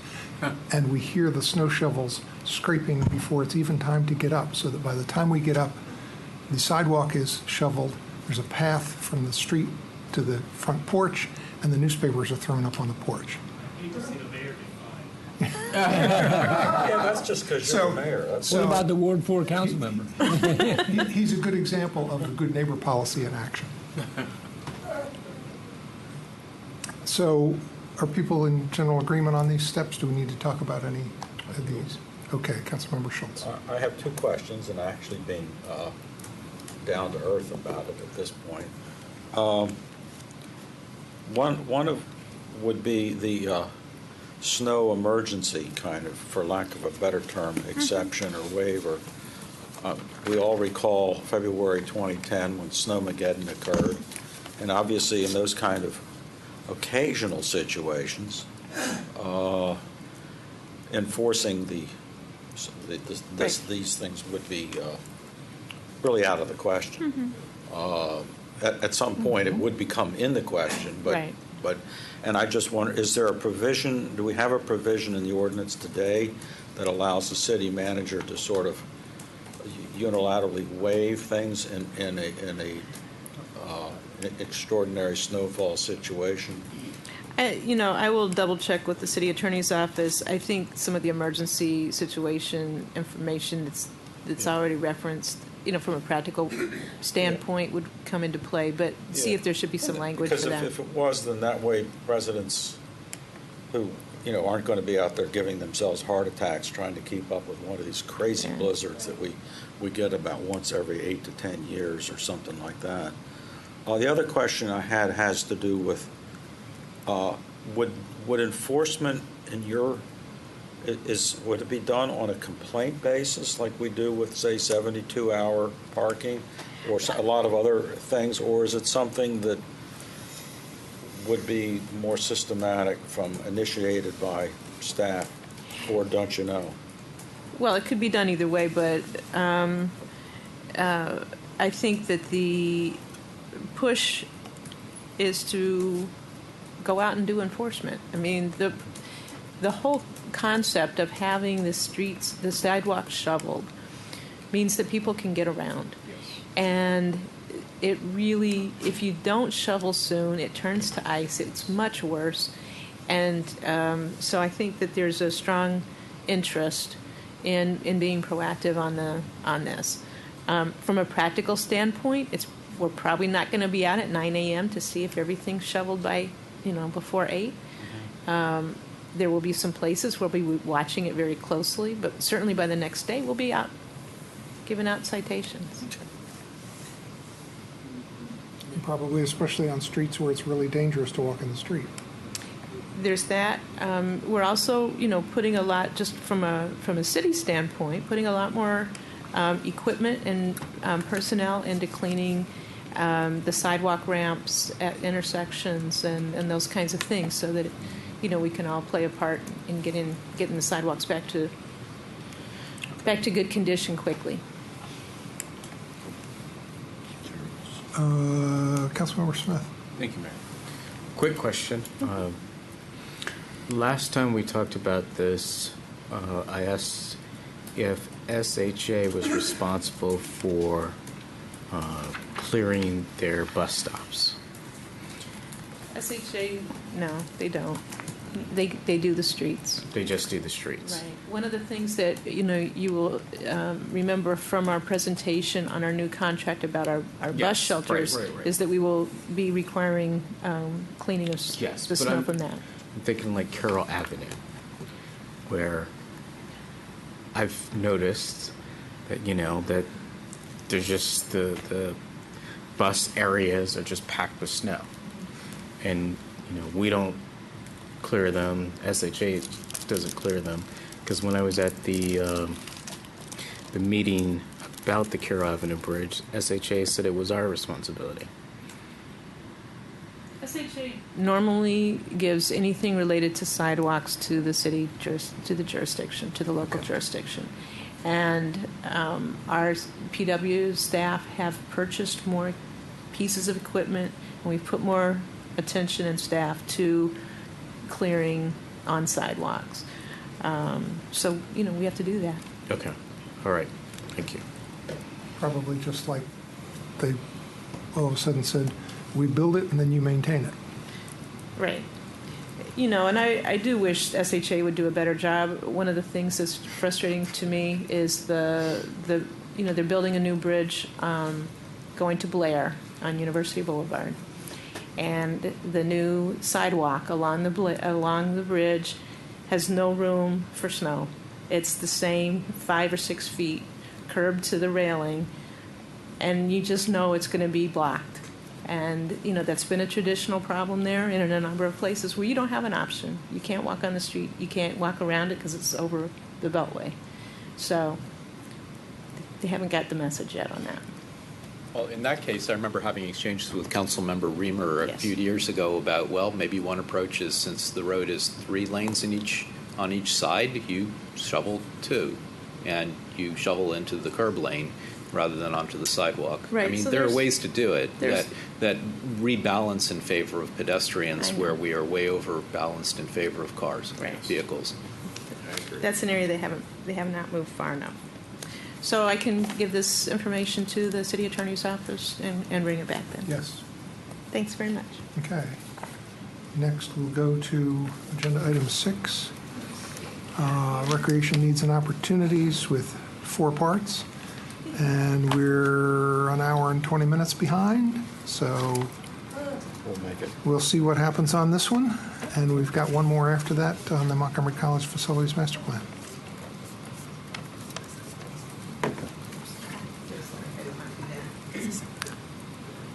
Did you want to make any additional comments before we start about the update on the Washington McLaughlin property, just to put that kind of in the context of this discussion?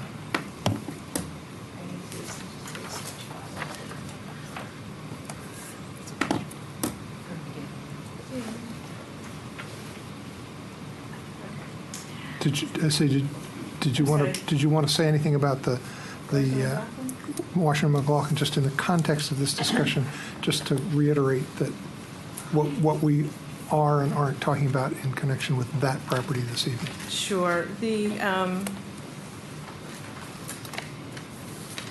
Tonight we're talking primarily about recreational needs and facilities in the New Hampshire Avenue corridor. We have reports on especially the site of the New Hampshire Avenue Rec Center in New Hampshire. There are some potential options for dealing with, use of green space in the area as enjoyment for a green space. There has been some discussion of perhaps use of a basketball court and that kind of thing on the Washington McLaughlin property. There's also been some proposals about other people buying the Washington McLaughlin School and redeveloping that for a mixed either housing and recreation center or some other things, similar to John Nevins Andrews School, which has been proposed. And we don't know what the two property owners would think of those things, but those things are out there as options. Tonight, we're going to focus a little bit more on the New Hampshire Avenue Rec Center site. What I did want to put into context that, we're a developed community, and we have to look at whatever sites we've got. We have some opportunities perhaps in the future to look at these things. I cannot imagine a situation where we do any major development of the wooded area of the Washington McLaughlin property. And so I just want to be clear about that. There's no proposal that's being put forward related to that. I don't imagine it to come up. So is that helpful? Yes. Okay. For tonight, and actually I want to do one other recreation-related statement before I get into this presentation. What night was it that Alvin helped us out? Friday night, rainy, cold. We got a report that the Bell Ziegler porta potty was turned over, and we had a really good part-time person go out in the middle of the night and turn that thing back up and push it back up. So Alvin gets every kudo for doing that in the dark, in the rain, to address a messy situation. And so I just wanted to publicly say that I appreciate it. I didn't ask him to do that, so I appreciate that he did. Okay, so back to New Hampshire Avenue. The New Hampshire Avenue Rec Center is at 7315 New Hampshire Avenue. The facility and the land are owned by the Maryland National Park and Planning Commission. It used to be a Prince George's County Park and Planning facility. Got switched over to Montgomery County. When it switched over, recreation programming became the responsibility of the Montgomery County Recreation Department, but the property was owned by Park and Planning. The City of Tacoma Park programs the facility under a contract with Montgomery County. They pay us a certain amount of money a year, approximately $75,000 less than the amount that we spend on providing recreation programming at that location. The question, a major question to be considered and not answered tonight, but to be considered, is should this site continue to be used as a recreation center site?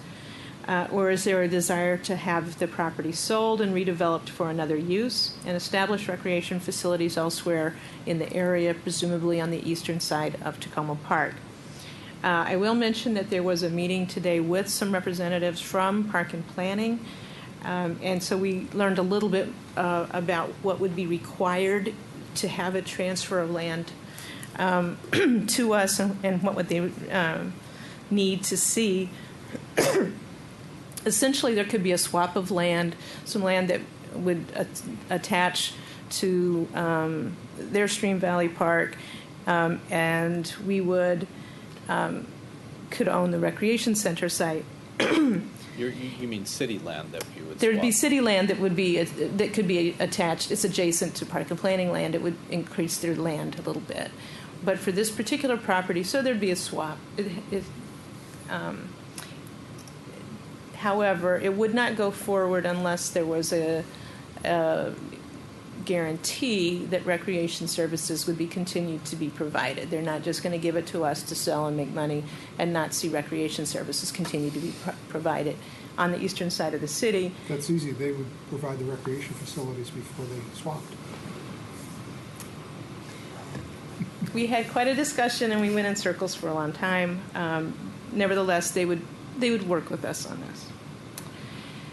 The study that HCD contracted out that looked at the highest value of the property and the different ways that the property could be redeveloped looked at options to continue to use the site as a rec center, to change it to a commercially developed property, to develop it into a residential property, or to do a combination of recreation and commercial or recreation and residential. All of these options can be done on the site. It is an awkward site. It is a small site. It does not have direct access from New Hampshire Avenue on its own property. The Recreation Department contracted for a study to determine if there was interest in continuing to have recreation services and what would those services look like. All of the results basically showed interest in having a modern recreation facility.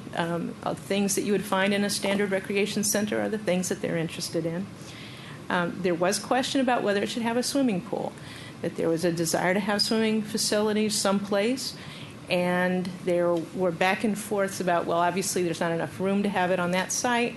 Maybe the Piney Branch Pool we need to focus on that. Nevertheless, there was interest in aquatics. There was also a question about how easy is this particular site to access by the public, by car or public transportation. And one thing that's a little bit awkward about this site is that it's on the east side of New Hampshire Avenue. And if you're looking at serving Tacoma Park residents, more residents are on the west side of New Hampshire Avenue and would have to cross over. So there's that. Nevertheless, it is on a major route. It has buses, so people can see it and get to it.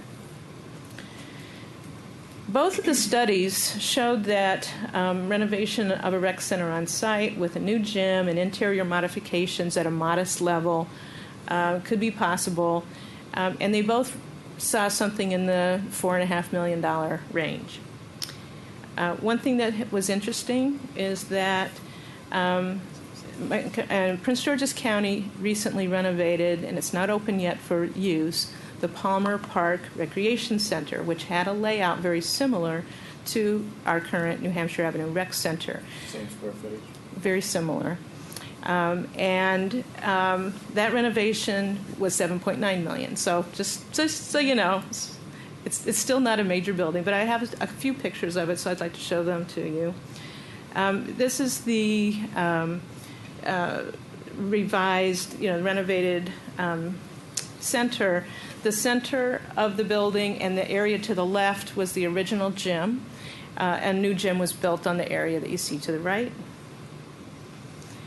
The interior lobby, I put the picture in here because one person mentioned that it looks a lot like the lighting looks a lot like our logo for the city. So, so I thought that was pretty cool.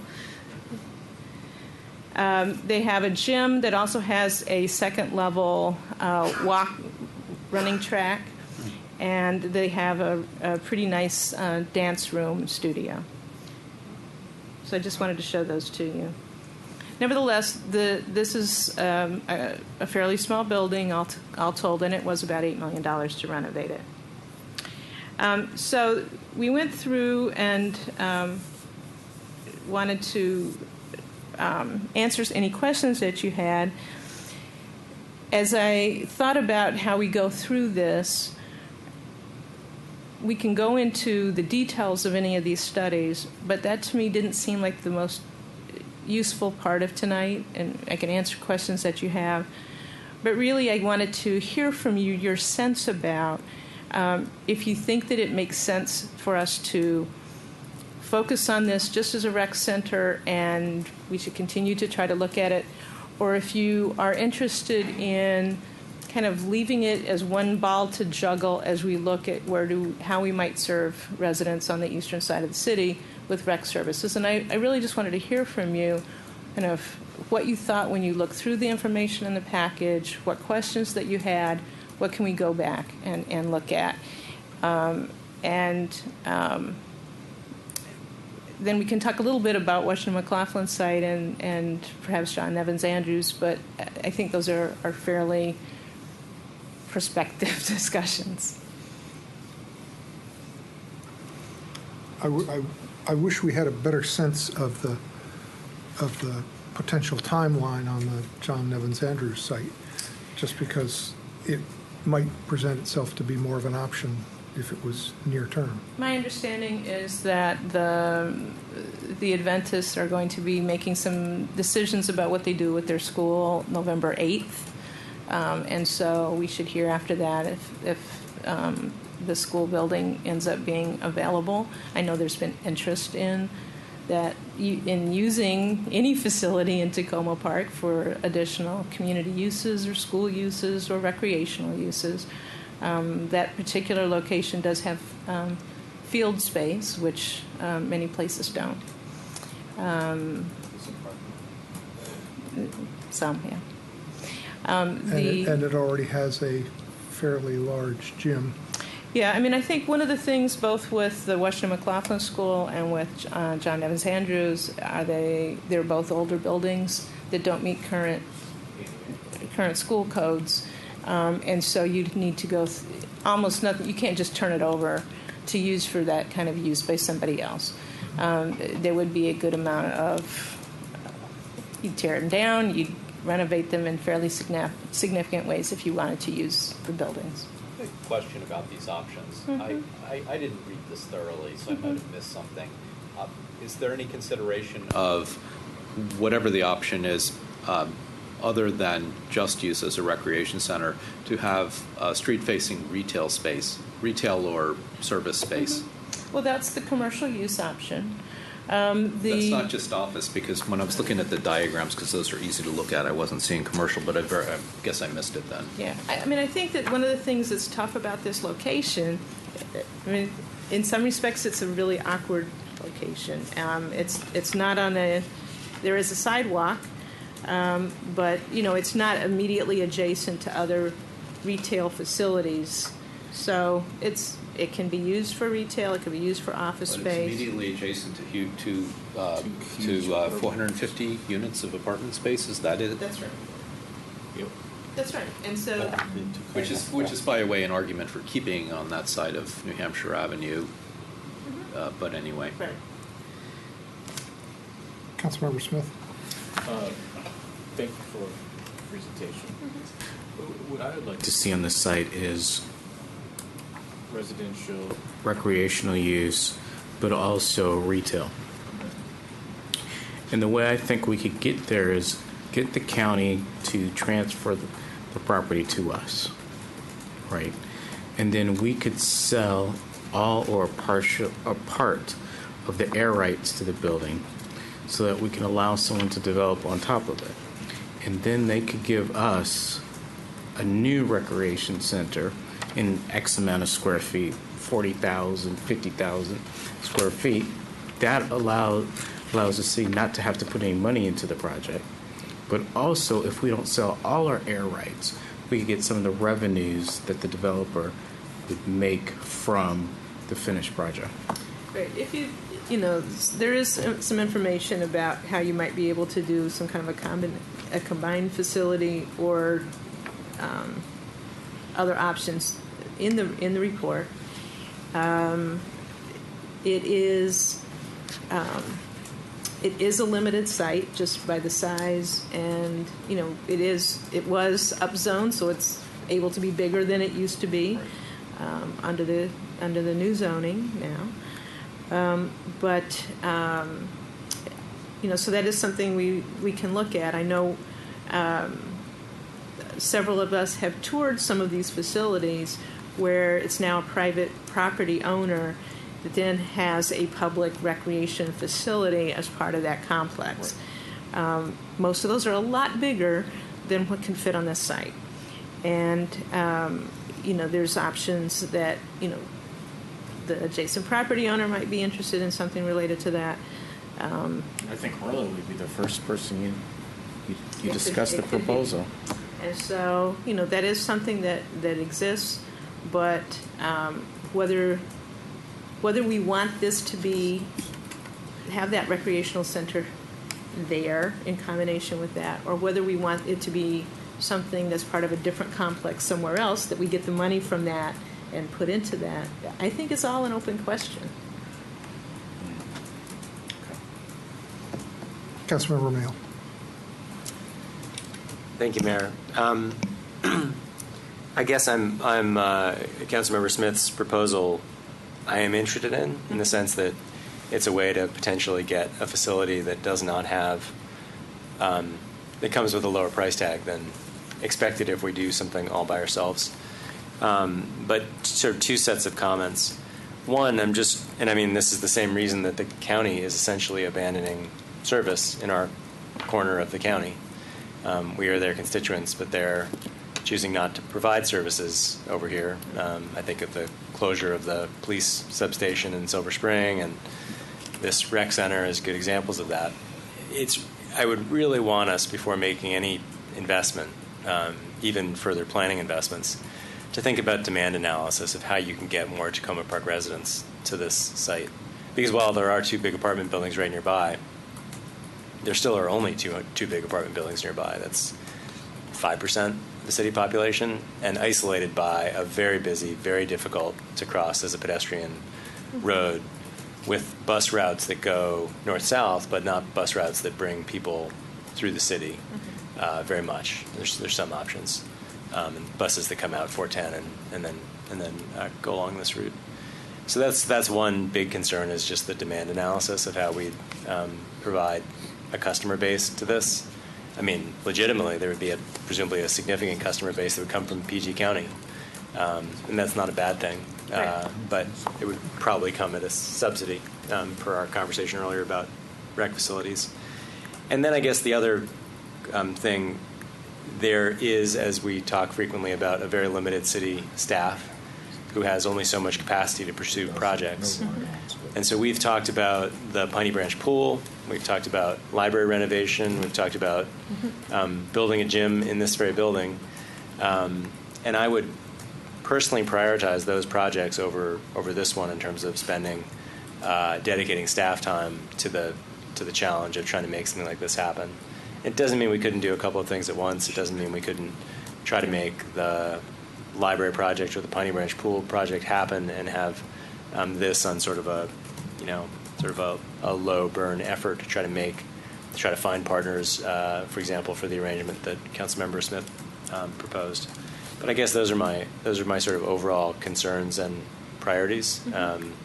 I just think of all the buildings, for example, along the Maple Avenue corridor, and what a gym here or a more full-service pool here would look like in terms of the number of Tacoma Park residents within half a mile who would very easily be served. And so I'm thinking about that. Thank you. Councilmember Stewart. Thank you. My priority for this area would be the recreational use, and if there was some way, as Councilmember Smith talked about, combining it with residential commercial, I think those are good things to keep open.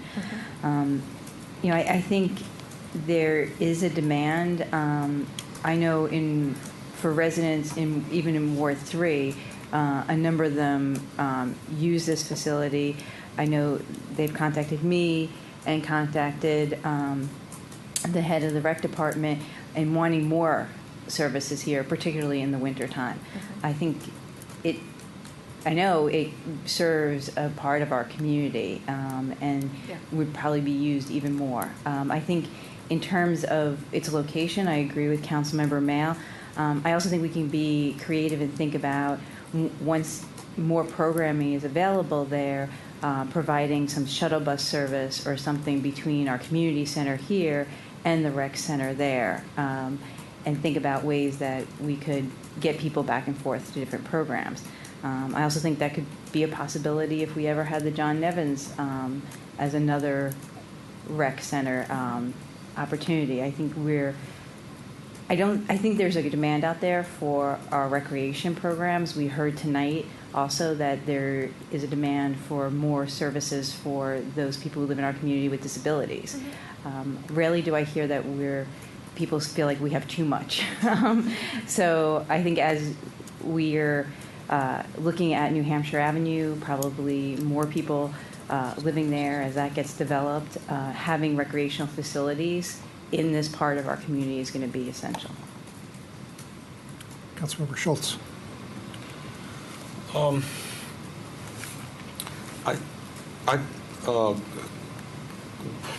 Let me start with specifics and work from specifics to general.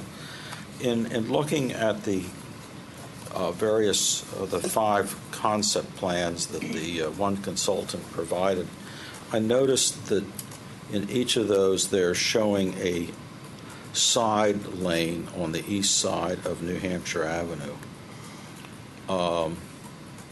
And I don't know why that is. I know that the concept plan calls for a multi-way boulevard from Sligo Creek south on New Hampshire Avenue.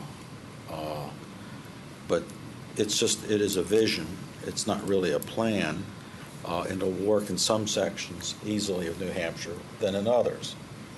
And I'm not sure what the point of it is, because I don't, well, I guess what I'm trying to say is I don't know that it's necessary to have that side road on New Hampshire Avenue, since it's not going to be able to provide off New Hampshire Avenue access in any case.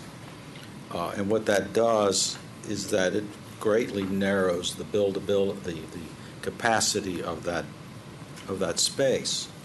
And so on all of these drawings, that is given as an assumption.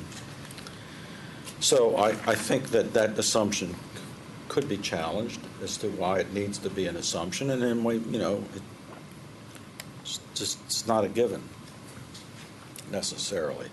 I'm looking on, well, these pages aren't numbered. Yes, they are. 7. Page 7, page 8, page 9, 10. Certainly they use the sector plan as a base. They Yeah. also use the requirements for various setbacks and those kinds of things. And also they use height and sort of step backs with their building massing, and that would be because I guess there's residential on the other side of New Hampshire Avenue. But the fact of the matter is that when you have the picture out your window, like I do, where I live, of 2 140-foot tall buildings that have lights on top of them that shine across the street, that sort of that sets the tone. It's sort of like saying, well, we have to step back the building of this rec center because we want to protect the views of the people on the west side of New Hampshire Avenue. It becomes a little silly. Well, I appreciate that. I mean, on page 5, they certainly give the kind of how that has to be done through the zoning ordinance. So that doesn't mean that we can't argue for something different. So I think there's ways there that we could easily get a lot more space to build what we want. The idea of being able to have a rec center in combination with another land use, which you'll notice that the study says that the rec center by itself would run about $4.3 million to build, which they call an order of magnitude estimate, compares with the estimates of the other 4 concepts of being upwards of $40 million. Is at first glance, well, that's just breathtaking and we can't afford that. But when you understand that the project would not be built by the city, would be built by a private developer at little cost to the city, and that the rec facilities would, under the sector plan, allow that developer to get density bonuses, then it's quite conceivable that this project could be built with fairly, pretty low cost to the city, maybe none whatsoever, depending on what sort of deal could be struck. So I don't want us to get too concerned about cost elements at this point. As far as my take on what residents want in terms of recreation, I would say that there indoor recreation facilities are virtually non-existent in this city. I mean, we have this gym, and we know that that gym has no standing room in it whatsoever because the painted lines allow for about 2.5 feet of space around the walls of the four sides of the, so there's no room for spectators or family members to stand around and watch their, or coaches, or even a bench for kids to sit on if they're playing a game. And that's the only public gym we have in the city. And the rest of the space is obsolete in terms of its functionality there. And so it can only be used for limited purposes at very limited times. And then, of course, we have the spaces that we have here at the community center. And that's it. And it just doesn't really amount to anything.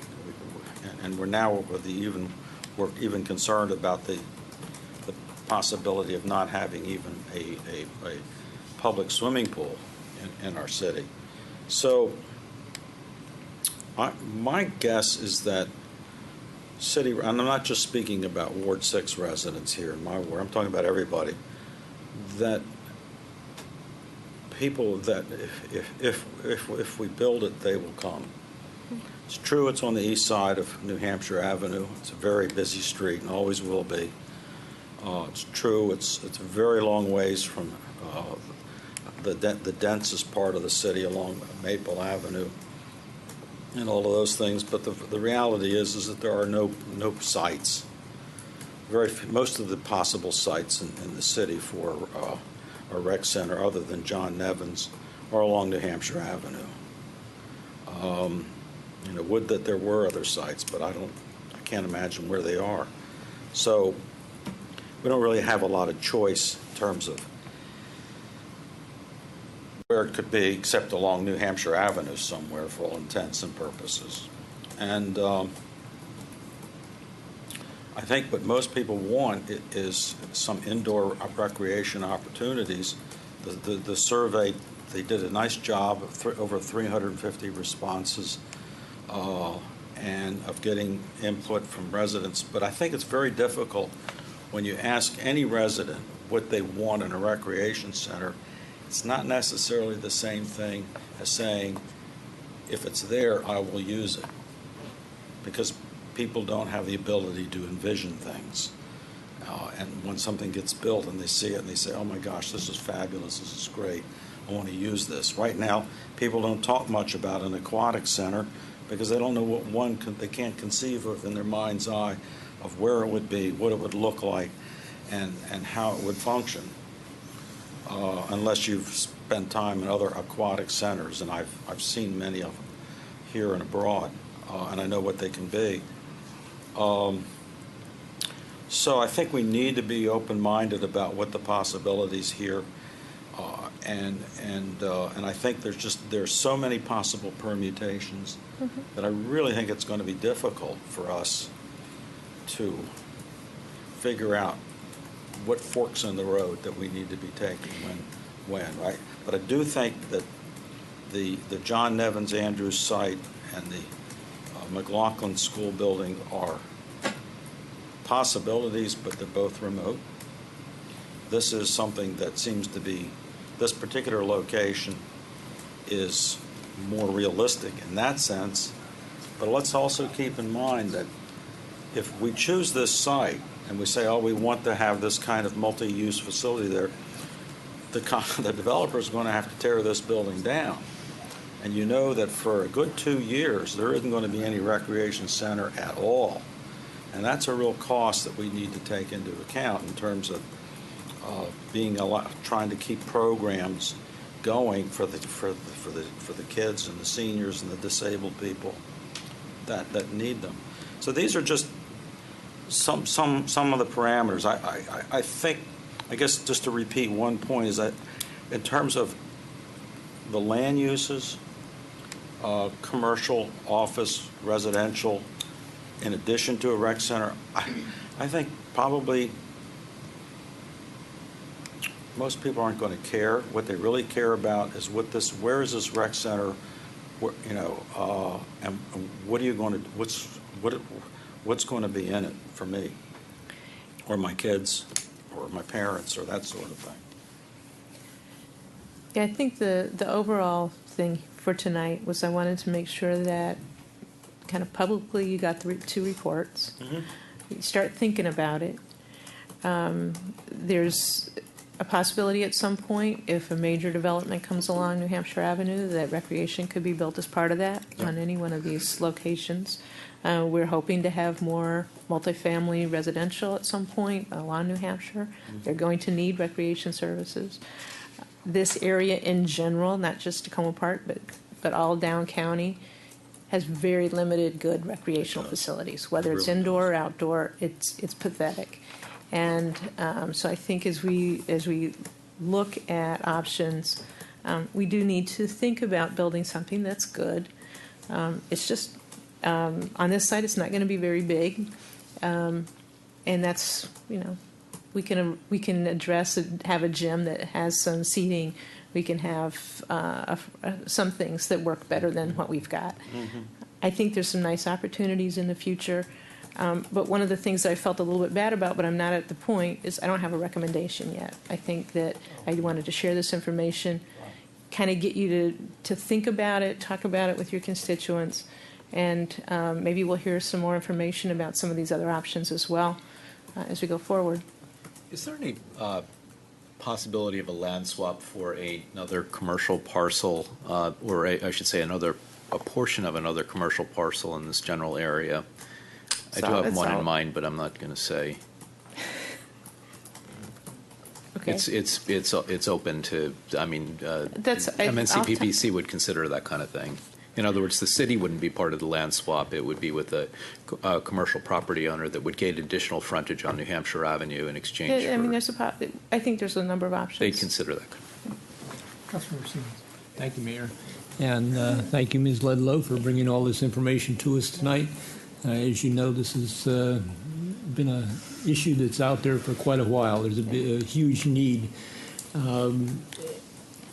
First of all, I'd like to say, given the way this whole city is developing and growing, and the fixed amount of free land that's available, I'm hesitant to do anything that would release our ownership of that land. I want to keep that not just for what we want to do with a recreation facility now, but for the years to come. There's not a doubt in my mind that we need, as you said, a good recreational facility in that area. The population over there is big enough to support it. We have uncounted youth over there that are from low-income families. That everything we talk about as far as helping the young people to go down the right path in life and supporting them with our recreational facilities just cries for the need for us to do something in the near term over there. I think we're willing to spend a lot of money on library renovations and a lot of other money here in this side of town. I think that Councilmember Schultz at least would support the idea that we need to spend a lot of money over there too, if that's what it takes to end up with a good recreational facility. And I would like to just second Councilmember Stewart's comments about transportation.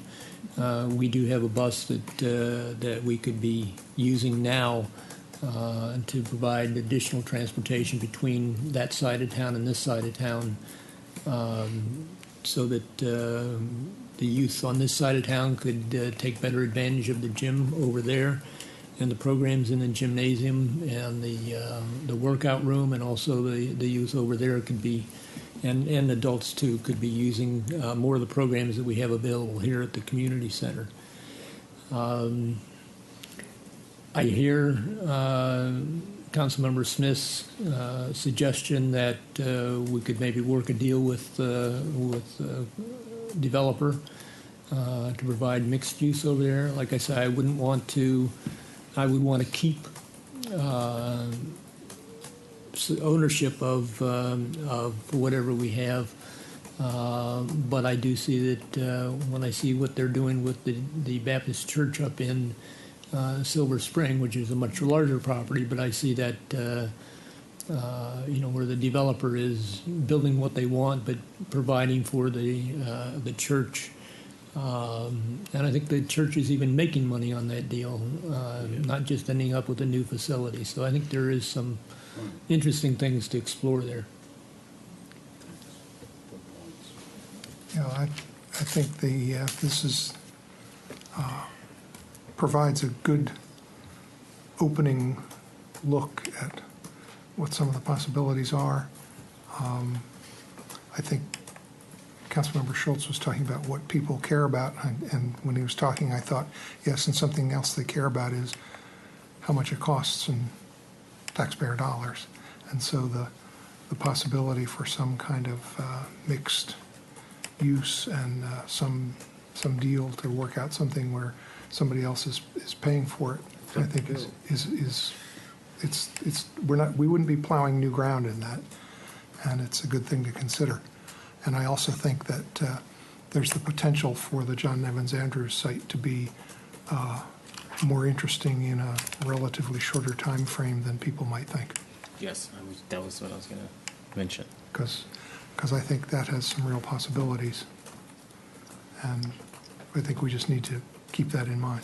Yes, and if the site on New Hampshire Avenue becomes real after dealing with John Nevins, if we wanted to pursue them for a 5-year lease, if we took a lease to them, they would seriously consider it.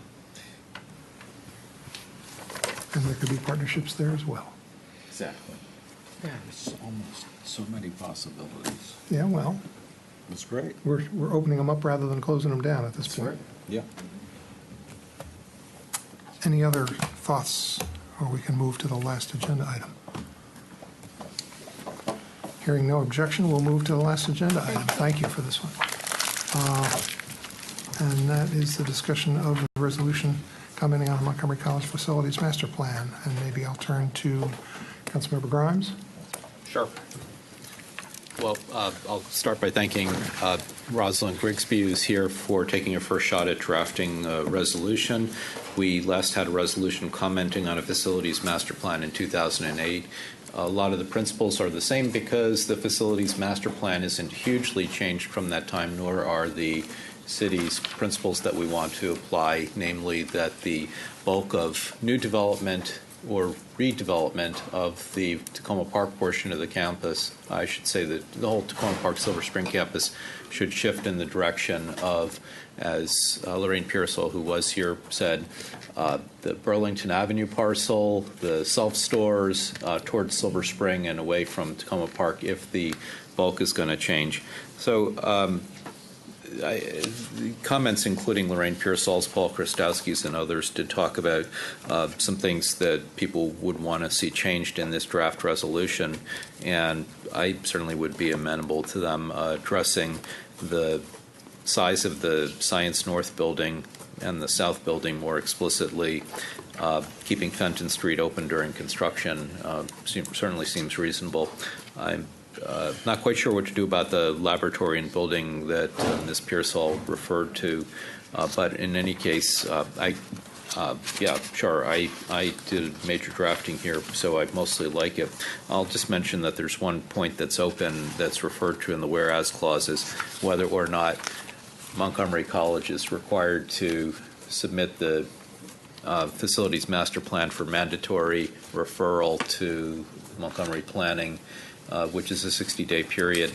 There's potential for remedy there, which is that if they expedited creation of their draft and did it this month in October, they could release it for 60 days mandatory referral review and have that period completed by the end of this year, and then have time for their board to the Board of Trustees to vote this thing in January so that it could be submitted to the state on February 1st. So in any case, the major points are trying to keep the scale and uses tamed within Tacoma Park and shift new development and substantially larger development that involves rebuilding over toward Silver Spring. That's all I have to say. And can we have a clear understanding? It's not quite clear to me. The February 1st deadline, is that a hard deadline that is required by the state? It's in COMAR, the Consolidated Maryland Regulations, and I forget what two of those letters in there stand for. So yes, it's in Maryland regulations. It requires it to be filed with the state by February 1st. It wasn't clear to me from reading it, not being an attorney, much less one who knows about this kind of thing, whether they could file it and then revise it soon after that. But I think, you don't want to go through that kind of thing. Better to take that as a serious deadline. And you can't really comment on a document that doesn't exist yet is the problem. There is no draft yet. So I will say that Ms. Pearsall and maybe city staff also have been in touch with people at Montgomery Planning to find out whether there's any kind of resolution in the battle of the attorneys between Montgomery Planning and Montgomery College about whether mandatory referral applies here or whether the college is exempt as a state chartered body in some way. But to me, the way out is just State sidestep. Highway has to do mandatory referral. I don't understand why this wouldn't go through mandatory. I understand they can sidestep the whole issue by expediting creation of the facilities master plan draft. The argument has been that mandatory referral is only for an actual building plan, not a general planning document. I think that's ludicrous, but you do have attorneys fighting it out right now, so I guess we'll find out. There's another person who was here earlier today who could very well, I won't say that, who is also in touch with Montgomery College executives outside of the path of the people here in Tacoma Park involved in facilities, looking into these questions. So it sounds like it would be good to comment, and it would be good to have those additional revisions that you talked about and bring this back. And we may know more as the attorneys fight it out over the mandatory referral and what the time frame will be, but at least we'll have our comments. I don't want to preempt anyone's comments right now, but I would remark that I would be quite happy to come away from this incorporating stuff that the other council members have to say this evening, and work with, I guess, Ms. Grigsby again and community members to ensure that all points are covered, preferably in a way that is going to satisfy the council when this comes to a vote. So. It sounded to me like you covered the points for additional inclusion. He said everything I was going to say. And I support your comments, sir. Thank you. Any other comments? I think the only other thing was whether or not you wanted to address the whereas clause of Pavilion 3. Oh, right. Yeah, That was I will admit I was unaware of what I was unaware until a few days ago of what Mr. Krastowski said. Apparently, Pavilion 3 was reconstructed. By that, what they did surprised me, which is they basically redid the whole building within the old shell, except that there wasn't any old shell, within the old frame, let's call it. But apparently it was built 2 feet higher than it was supposed to be built, and the Montgomery College executives who should have known about it apparently didn't. They didn't notify the city of Tacoma Park or Historic Tacoma, which are both parties to the 2000 agreement. And so, there's just all kinds of violations of the agreements that were made 15 years ago. But the agreements, unfortunately, don't have any teeth to them. They don't have any repercussions when a party violates them, other than that we beat them over the head with it. And I was having a little trouble finding. Is that going on Twitter? The language that they were having trouble with, and all I could find was the whereas clause that talks about that we're pleased with the recent rebuilding of Pavilion 3, largely maintaining the scale, massing, and design of the building replaced. I think it's, largely is artful word, because it didn't, It didn't totally, but it kind of did. Yeah, so I think that, some people including myself on occasion, get upset about particular words that don't capture their own experience. So yeah, largely can be changed, and it can be noted that things didn't go smoothly here. But as Councilmember Mayo was saying earlier, what really counts is what's in the resolved clauses, not in the whereases. So and we it's not could a big just deal. change that whereas by dropping everything after the words "and reconstructed buildings" and delete all the including particularly. The point of this whereas was to say they worked with us. Initially, the Pavilion 3 experience was bad. They were going to put up something that was markedly different, both in style and in bulk, from the building that's there before, which I happen to like, and I have to be one of the few people around who will say that. But when they hired a new facilities vice president globally from Montgomery College, that person negotiated with Ms. Pearsall, who can be very convincing, and agreed to rebuild it the way that it was. So what we're really pleased about here is that they came around in this Pavilion 3 from just trying to impose something on us to, in fact, working with us while getting what they needed, which was a new elevator, staircase, shaft. So maybe there's a different way of wording this. That we can work on it. We were pleased with that we had back and forth Right. on the discussion. And that was very artfully stated. And Councilmember Grimes, do we need to have stronger language that says that we want them to build more towards Fenton area? It says that in Section 3, it says supports expansion. It doesn't say what's a harder word than supports? We don't encourage. I mean, strongly encourage. Demand, right? And there's some additional language in the fourth whereas on page 2.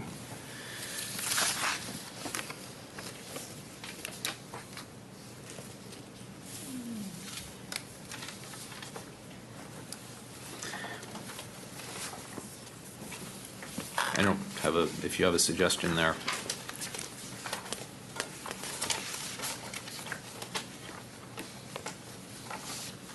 You mean the Burlington one? In case anyone doesn't know, Burlington Avenue is a stretch of 410, essentially on I guess on both sides of the bridge across over the railroad tracks. It's defined here on these okay. These diagrams. So it sounds like any additional language that people come up with should get it to Ms. Grigsby, and we'll have a revised version available for us to vote on. Okay. All right. Well, thank you. I appreciate the support here. Okay.